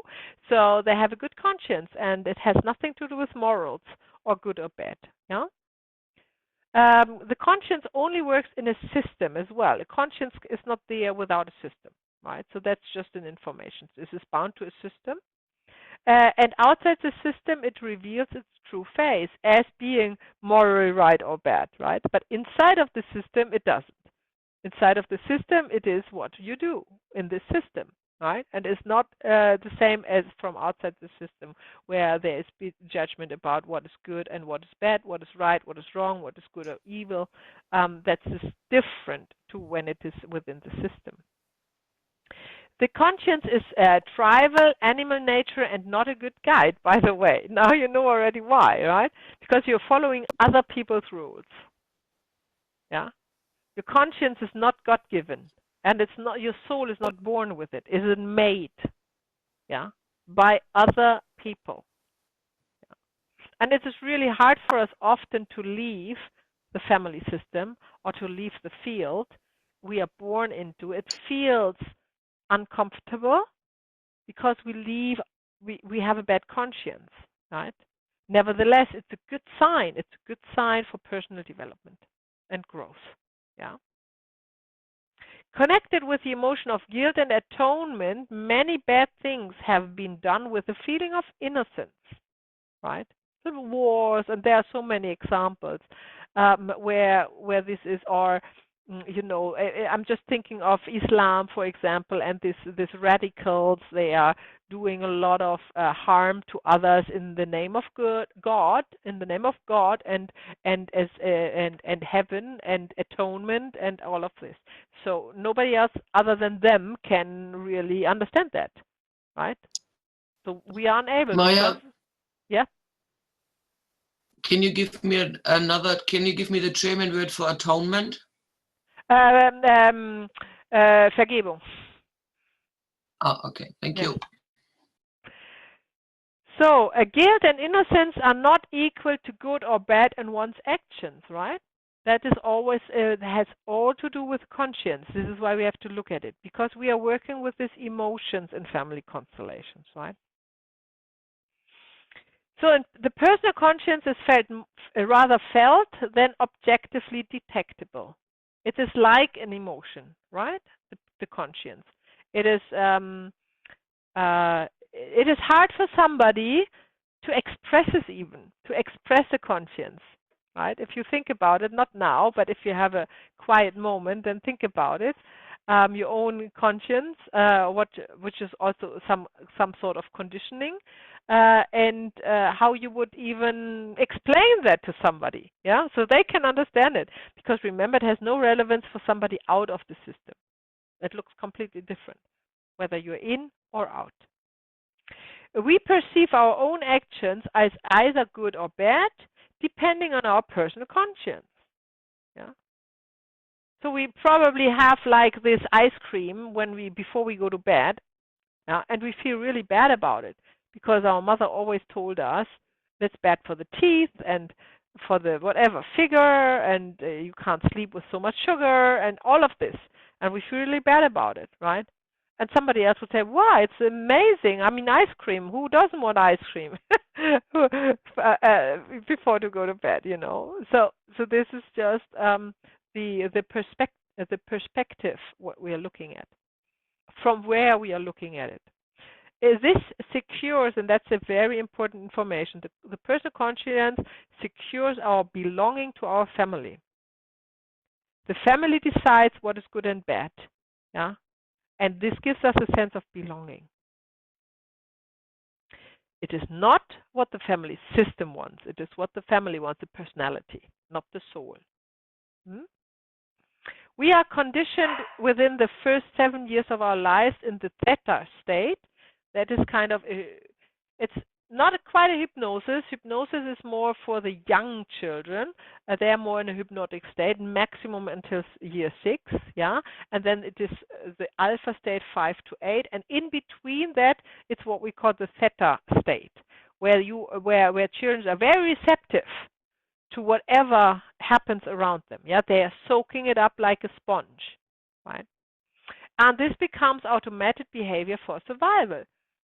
Because the good thing is, when we are born and we have our gene pool, in the gene pool genes such as genes producing proteins, they need to be turned on and off. And if they are turned on and off, decides if they are relevant for the daily survival or not. And the environment decides if they are turned on and off. So you're born into an environment, and then the environment determines your behavior. That we know since Bruce Lipton. Who does know Bruce Lipton? He's a great biologist. So if you have never read of anything from him, just go and what was it? The Conscious of Belief or something is his book title. Something similar. You find it. It's amazing. You definitely should read it. Biology of Belief. Thank you. The Biology of Belief. Yeah, fantastic. So since his studies and experiments, we know that for a fact. Yeah, it's the environment. So the environment you are born in decides also. This is why children are born in these states where they soak up this information without questioning it, because this is actually, in fact, guaranteeing their survival, because the gene will be turned on in the need of the environment that they are in. The personal conscience defines the boundaries of our behavior and creates judgment of the behaviors of others. Of course, we all know that, right? We sometimes we hear our mother talk when we talk, right? Or when we think we talk, yeah. And we think, well, this sounds like my mother. This is no coincidence, because this is how we have learned it. Therefore, to go beyond these boundaries, one has to experience a bad conscience and a rebellion against family almost. Have any one of you have experienced that with any kind of actions? Yes, Karen, will you want to share?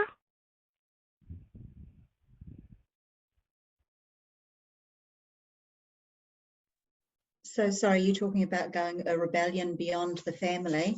Yeah, so feeling, yeah. Mm-hmm. So having a bad conscience, yeah, and a sensation of rebellion against the family, yeah. Well, I'm guessing that well, I wonder, Maya, like when we're teenagers and we start to do a rebellion against the family and that forging of our own identities, is that an example of, the conscience then, or when we step away from family codes of conduct, or like, for example, when I was a teenager, I became a vegetarian to a very meat-eating family, and stepped away from a lot of my family's belief systems, and continued to do so, within sort of values and sort of spiritual aspects as well. So that, and I guess as far as coming out, experiencing the bad conscience, I don't know if for me, whether it was necessarily a bad conscience, but an experience of not belonging. Oh yeah, it was a bad conscience, because suddenly there's an experience of not belonging, which kind of makes you feel like you're a bit unworthy, or a bit kicked out, which could coincide with bad conscience. I'm not sure. It's not at the beginning, no? You get used to it if you're on your path, but if you decided to do it, it's not so easy often, the first steps. Yeah, that bad conscience, that feeling of maybe disappointing. Yeah, exactly. Yeah. Thank you. Yeah, that's a good example. Yep, definitely most people have experienced or start to experience that in teenage years. Not every teenager is rebellious, by the way, but yeah, that's where you often start to experience. Could be later as well. Some start with 40. You never know. Very good. Yeah. Often a feeling of guilt arises rather than of innocence, right? Because remember, this feeling of innocence is when you're within the conscience, not without. And you don't feel this sensation of innocence. So, the personal conscience and relationships. The relationship between family members fulfills 3 basic needs. That's also basic information that is very worth remembering for many, many uses. The first need is the need for bond, and that goes through attachment. And in the orders of love, we connect that with the word please. The second need is the need for order through obedience. And in the orders of love and family constellation work, we connect that with the word yes. And the third need is the need for balance through compensation. And again, in the orders of family constellation, this is connected with the word thanks or thank you. And we will work with this all the time, right? That's our bread and butter information. So the three basic needs are often in conflict with each other. And then, so they follow different aspects of the personal conscience. For example, if you are in need for bond with the family members, you feel guilt if you are excluded, right? Obviously. And innocent if you are included in the family, even if the family does something bad, like the mafia family, right?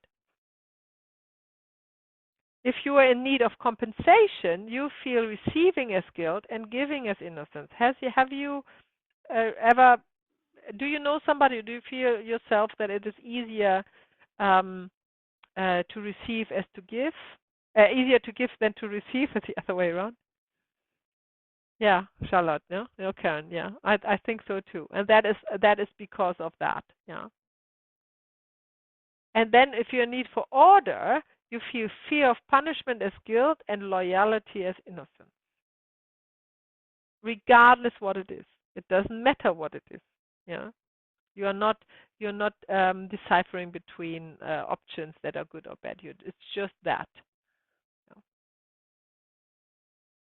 Now we talk about the collective conscience. The collective conscience exists in addition to the personal conscience, and its function is to enforce the orders of love in the family system. It aims to integrate the excluded and forgotten family members by choosing another family member, who is most often alive, because it becomes a client, to represent this person, therefore creating an entanglement between these family members. So this is a new word you learn here, and this will guide you throughout the whole course, the word entanglement. In family constellations, we are working with entanglements, and it's a very specific dynamic that we will, of course, go through in great detail later on. And this is created by the family system, so the forgotten are not forgotten. They are still alive in the memory of the family system through somebody else who might and often has some same attitudes, sometimes even the same name. The family gives them the same name, unconsciously, of course, because the family system is guiding them to do so. And these are all hints for an entanglement. But not only that, but this is one of them. This entanglement is not felt as good or bad conscience. That's the difference to the personal conscience, right? It is rather as an imitation of the represented family member, having the same disease, for example, or the same drawn to accidents, maybe the same job or the same destiny. Often they look similar or have a similar look or similar eyes or something, having the same name and so forth. The representative is feeling a sense, who is representing this entangled person, yeah? Is feeling a sensation of being twisted and torn all the time, cannot focus on his own life, often a feeling of being controlled remotely. That's what you hear. They feel not being fulfilled or happy. They are driven against their own will. Sometimes they say they feel like they live two lives, and that is not only the representative, that can only be the client saying that to you, right? Coming to you with this sensation, right? And then we, trained with Bert Hellinger's Orders of Love, know exactly immediately, oh my gosh, there's an entanglement. Clear as mud, if you want to. But we just think about it, and then we place the figurines, or we go in a workshop and we have the representatives, and then we know when we look at it. Because this is still always not a theoretical work. It is always is etymology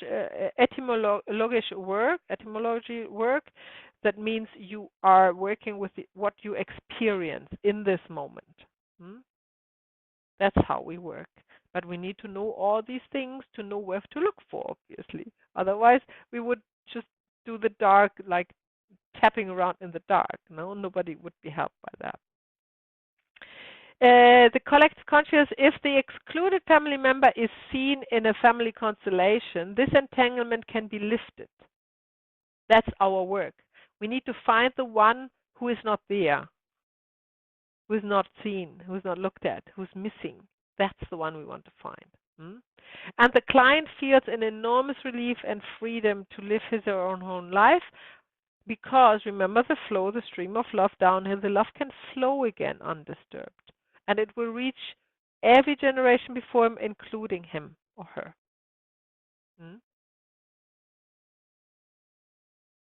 The entanglement is often repetitive and also seen in previous generations. That's a fact that you would see often in family constellation. There's not one dynamic alone. There's often a combination of several dynamics, because the repetition is the way the family, the morphogenetic field gives the information to the family member. Now look at this entanglement, look at this wound, and then they don't. They just don't look at it.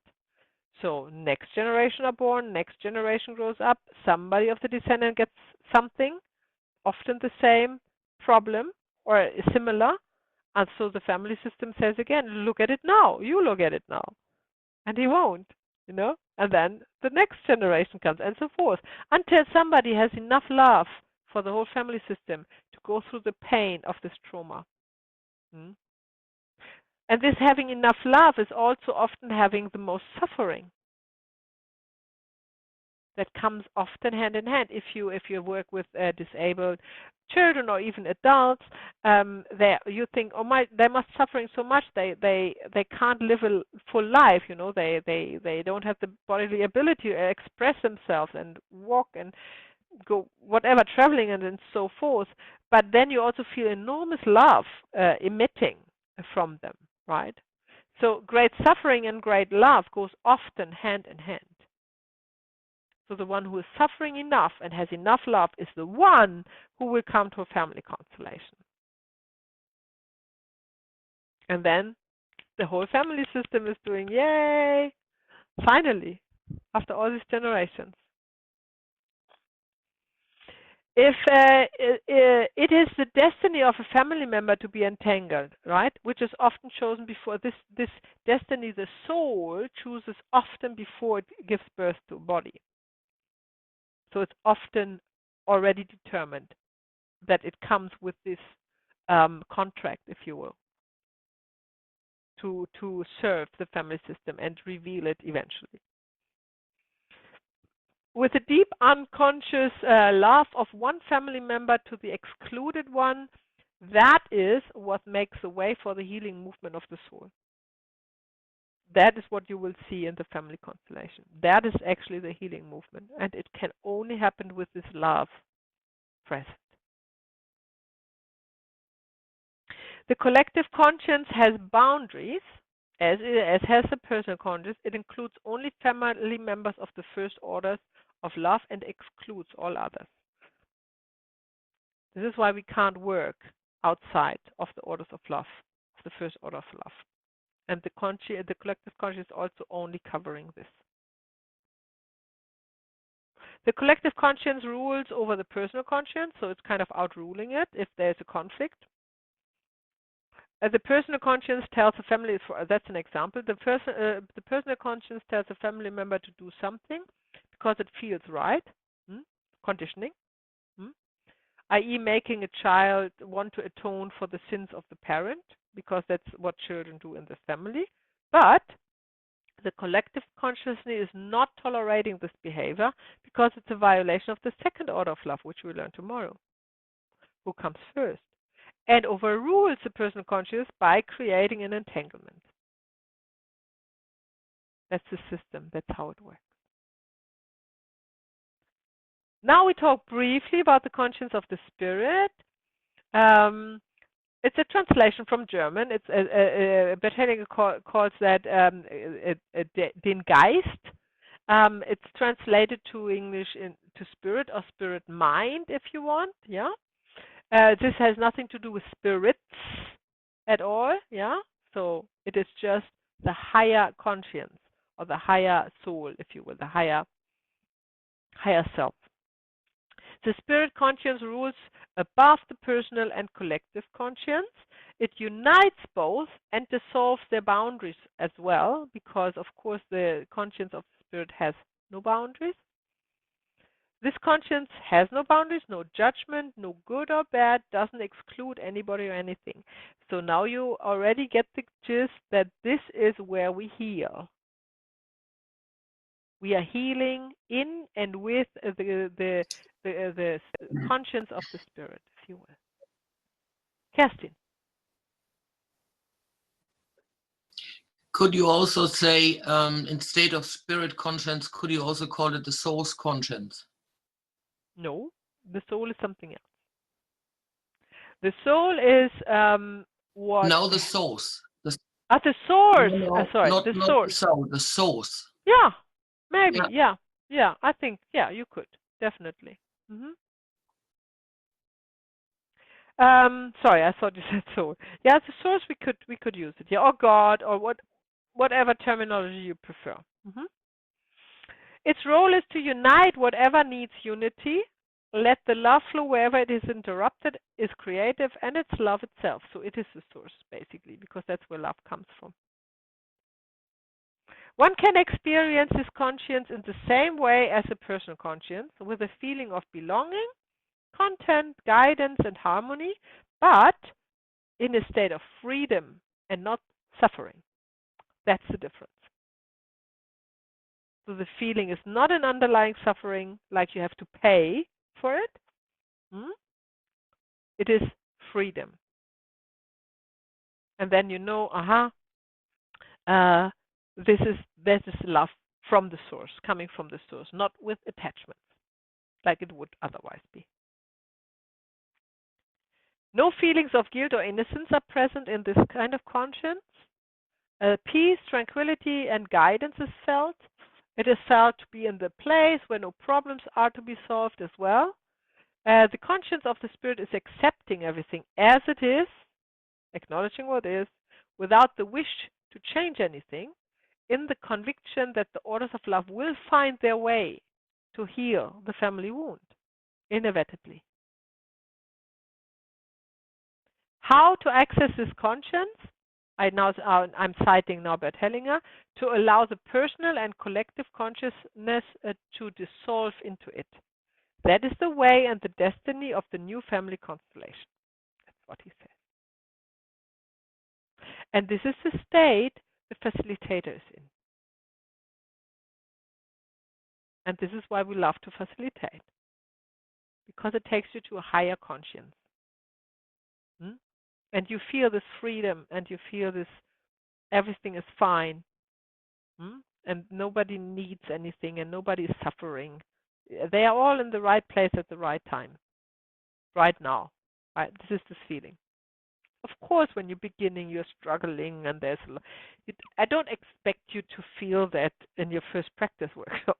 But over time, and now you know where to aim for, over time, it will come through more and more and more, because you let go of stress and thinking and everything like this. And then you are in the field, and in the field of the conscience of the spirit. Let's talk about destiny, common destiny, and free choice. So, destiny is felt as pre-existing, out of one's control. Right? Remember, the partners who can't leave each other, although they don't love each other anymore. It's kind of out of their control. Strong urge to achieve something often. It's a destiny. Oh, I have to do that. I have to go to Australia. I have to live whatever in the outbacks, against all logic.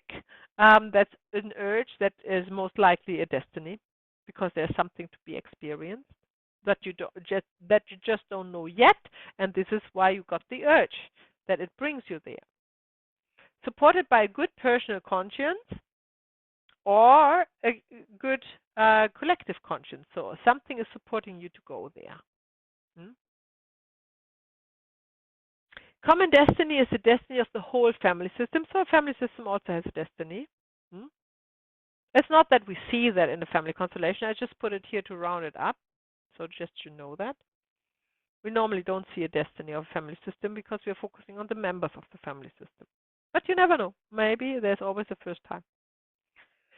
It dissolves completely in the consciousness of the spirit, of course. Every destiny dissolves. Everything dissolves there.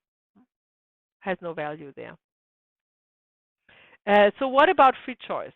Now, if we talk so much about conditioning, the personal conscience, and then the boundaries of a family system, and then destiny, one would wonder, right? Do we even have fresh choice? Do we even have a free choice? What do you think? Hands up. Let's discuss it. Charlotte. I think some things are preordained, like there's some big milestones that have to happen, but within that we have free choice about how it happens. You know, there is flow. We have micro choices about the direction that we're going to take. Ah, I love this word, micro choices. I've never heard that before. I like it. That's a good way to explain it. Yeah, thank you. Anybody else want to share? What do you think, I Kerstin? think so too. I really think that's a great word, micro choices. You have some choice, but not over everything. So the end game is destiny. Is that what you say, you both? Karen, you go. Yeah, for me it is at the moment. Yeah. Okay. I don't cool. think so. What do you think? Within the pattern, I think that within the patterning, there's destiny playing out. And I agree with what Charlotte says. We have micro choices, but I think the difference is that those micro choices create big differences and can create big outcomes. So they don't, so even though we may still be existing within a patterned framework, sometimes those little choices branch into something way bigger, something way else, which the creation of free will and the creation of choice and the creation of other outcomes, which is why we continue to create for future generations in front of us, and why we continue to change the pattern and change the story. So there's always free choice because we are creative beings and that's what we are about. So Karen, you would say the outcome of one's life, like to put it in broader perspective, the outcome or the result of one's individual life is not destiny. It is a result of free choices. I believe so. I think we're working within the pattern of destiny, but the outcome, we always have free choice, which is why we move beyond the pattern of destiny. I'm living in the pattern of my body. But where I move my body and how I move my body and what I do with my body is my free choice. And that's a kind of a physical example of also the pattern of destiny and the pattern of the maybe family systems and traumas and all of that. We've still got we're working within a pattern, but we've always got free choice. Very good. Thank you for sharing. Connie, do you have something to say about that? Yeah. When I look at destiny, common destiny, and free choice, I think I tend to agree with Karen. I mean, just to share with you, it may sound strange to all of you. For me, I'm the only female who get to study up to university at a graduate level. Because in Asia, especially in certain Chinese families, they believe for female, you don't need the education. You should get married and stay at home. So that happens to my mom, my sister, my cousins. So I'm the only one who, but along the way, I have so many obstacles.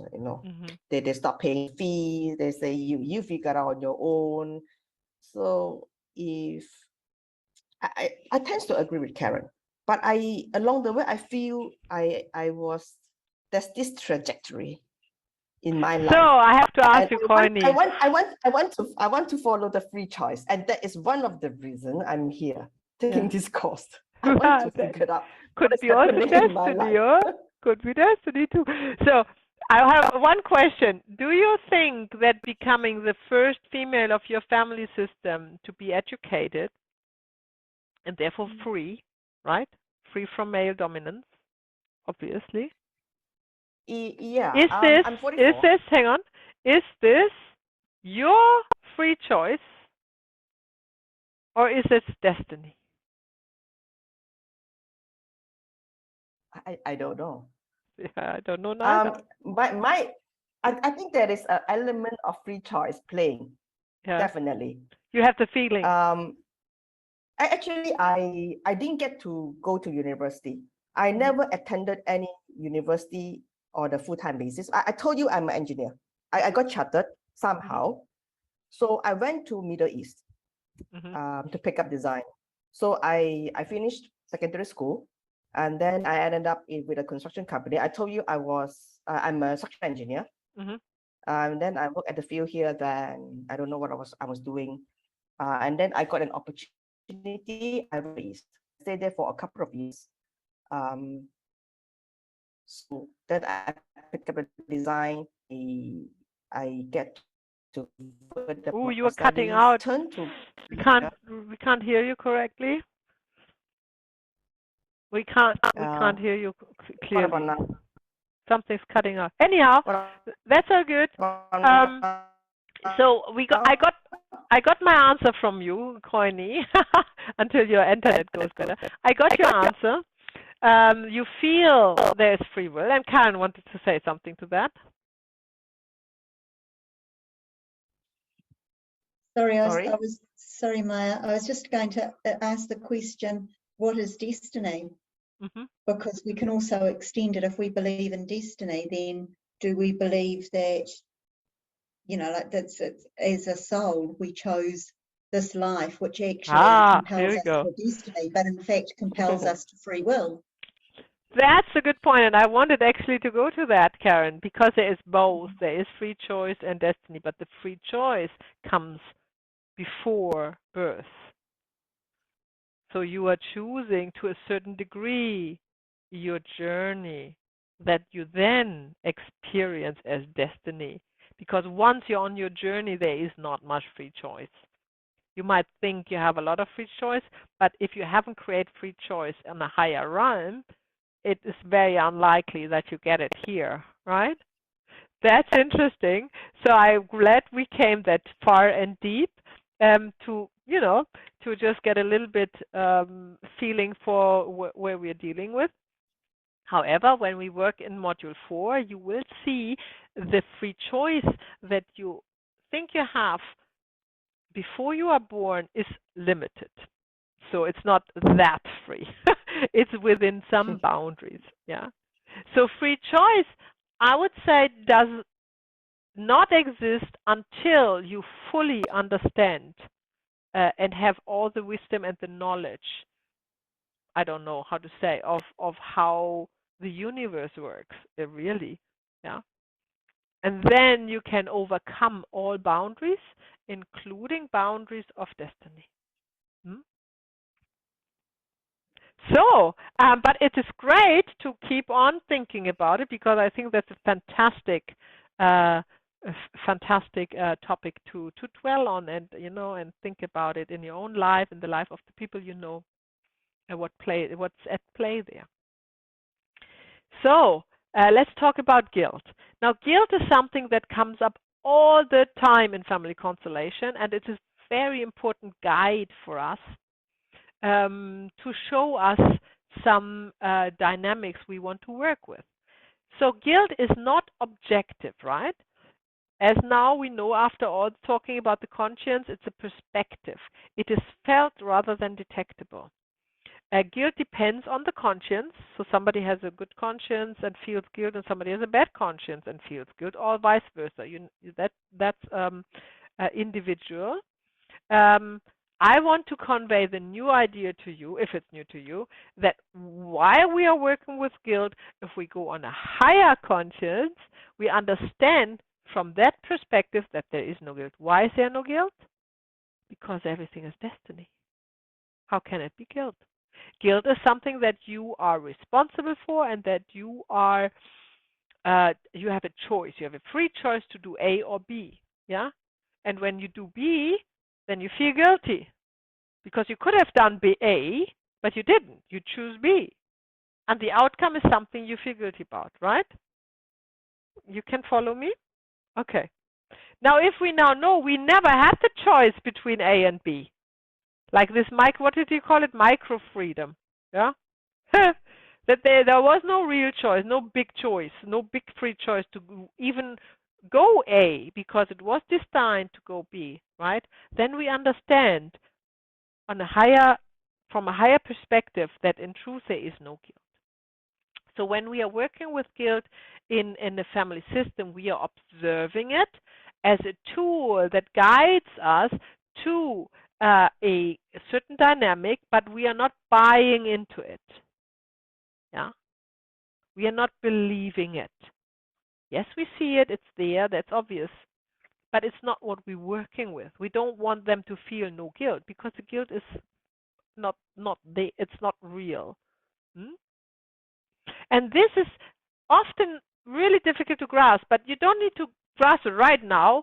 That's not important. I just want you to hear it and let it sink and observe it somewhere, probably in yourself and others, and also, maybe read something about it.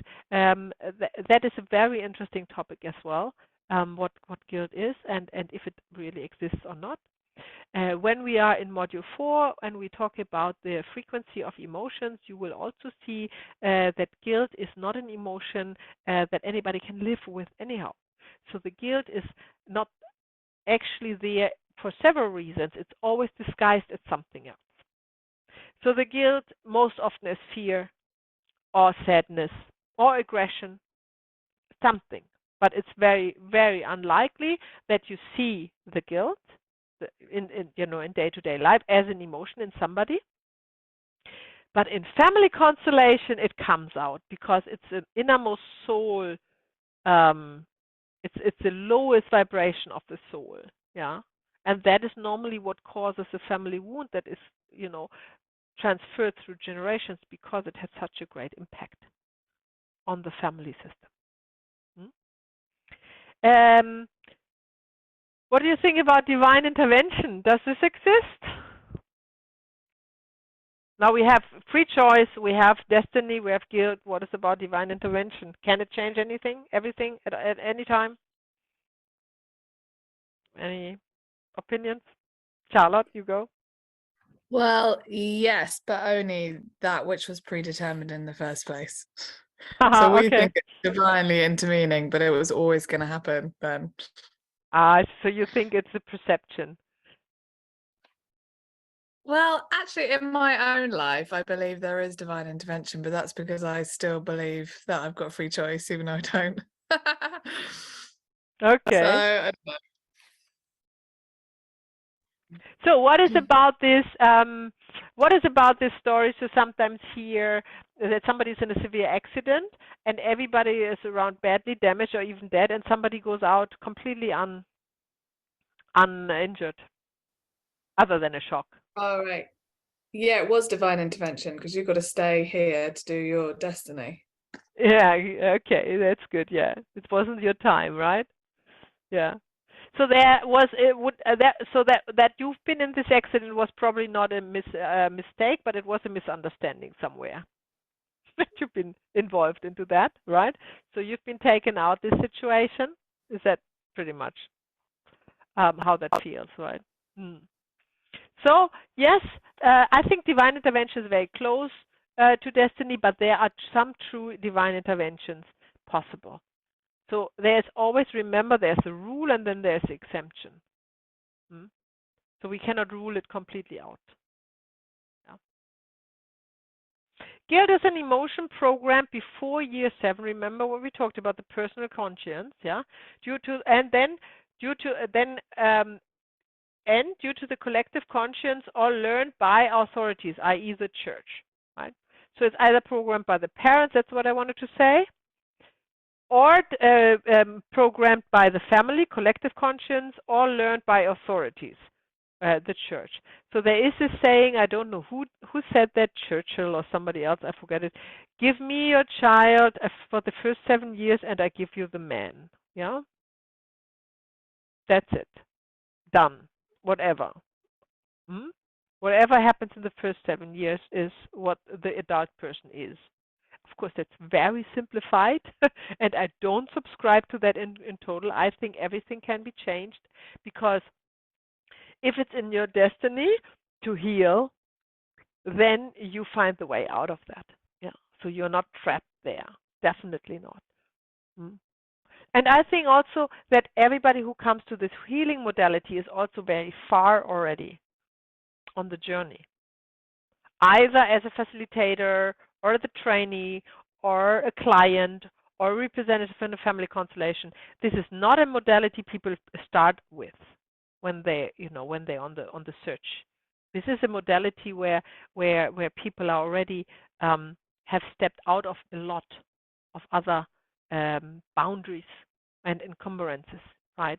To be ready to go deep into the family soul and beyond their personal suffering and beyond their personal ego-driven comfort zone, if you will, yeah, where you looking for help by others, like, I need the doctor to help me. Nobody else can help me. It's a doctor, right? No self-healing possible. It must be a pill, for example, right?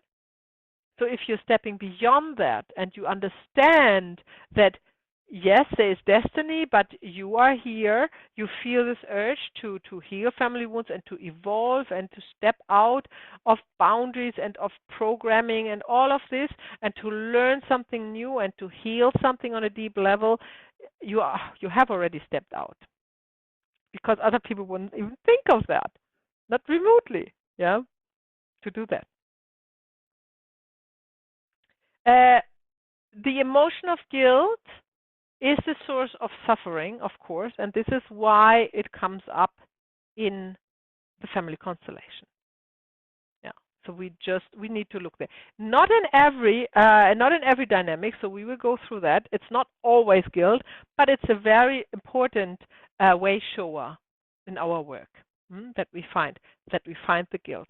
This is also, I have done this trauma work and spiritual and energy healing with Malcolm Southwood, which I incorporate a little bit in the program as far as we can use it in a family constellation. He was working with the regressions, which I will teach you as well, and either past life regressions or into early childhood traumas. And this is always, he said, always, you can only see that you always have to find the guilt. If you haven't found the guilt, you haven't found the trauma. It's always combined. But it is so important to look for the guilt. Although we know guilt doesn't exist, but that is another perspective. For the sake of the healing, we need to look for it. All right, so let's talk briefly. That will be probably our last slide. Let me just check. Yeah, that will be our last slide. Let's talk about death and karma. You all are familiar with the term karma or not? I'm happy to explain that. All familiar? Yeah? Okay. So, when we talk about death, then we have to talk about fear. Because we are born with one fear and one fear only, and that's the fear of dying. And every fear in between that is only the little brother and sister of the fear of dying. For example, if you are fearing, there's a very common fear of dogs, for example, yeah? It is not that, why would you fear a dog? You fear that the dog is biting you, right? What else would you fear? Then, why would you fear dog is biting you? Because you fear you're getting infected. Or you fear that it's going to your throat and taking your breath away. So what is the fear behind that? It's the fear of dying. Every phobia is a false perception of the fear of dying. And people they actually freeze, and their life force can freeze in a phobia, really. literally. People are afraid of spiders.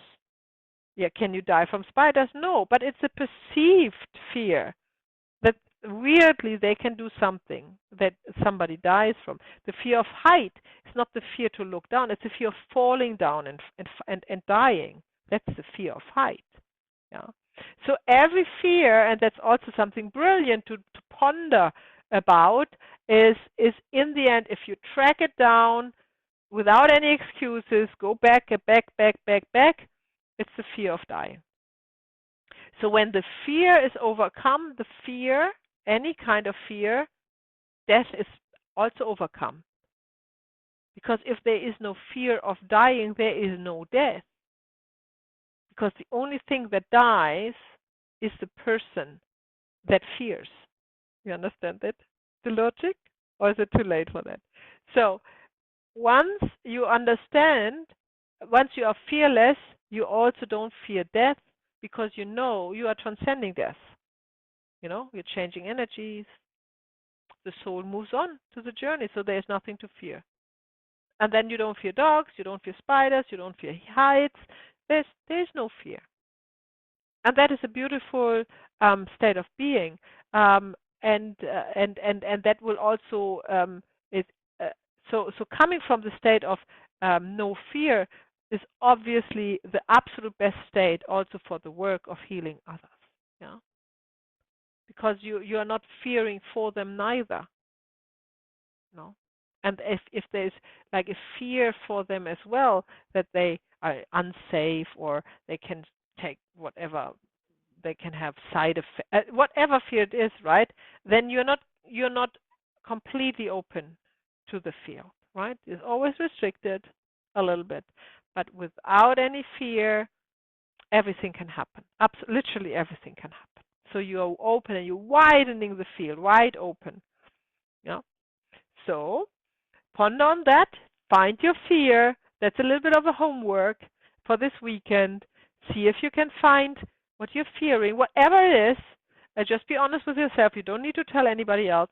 And then track it down and see if it's maybe a subconscious fear of dying.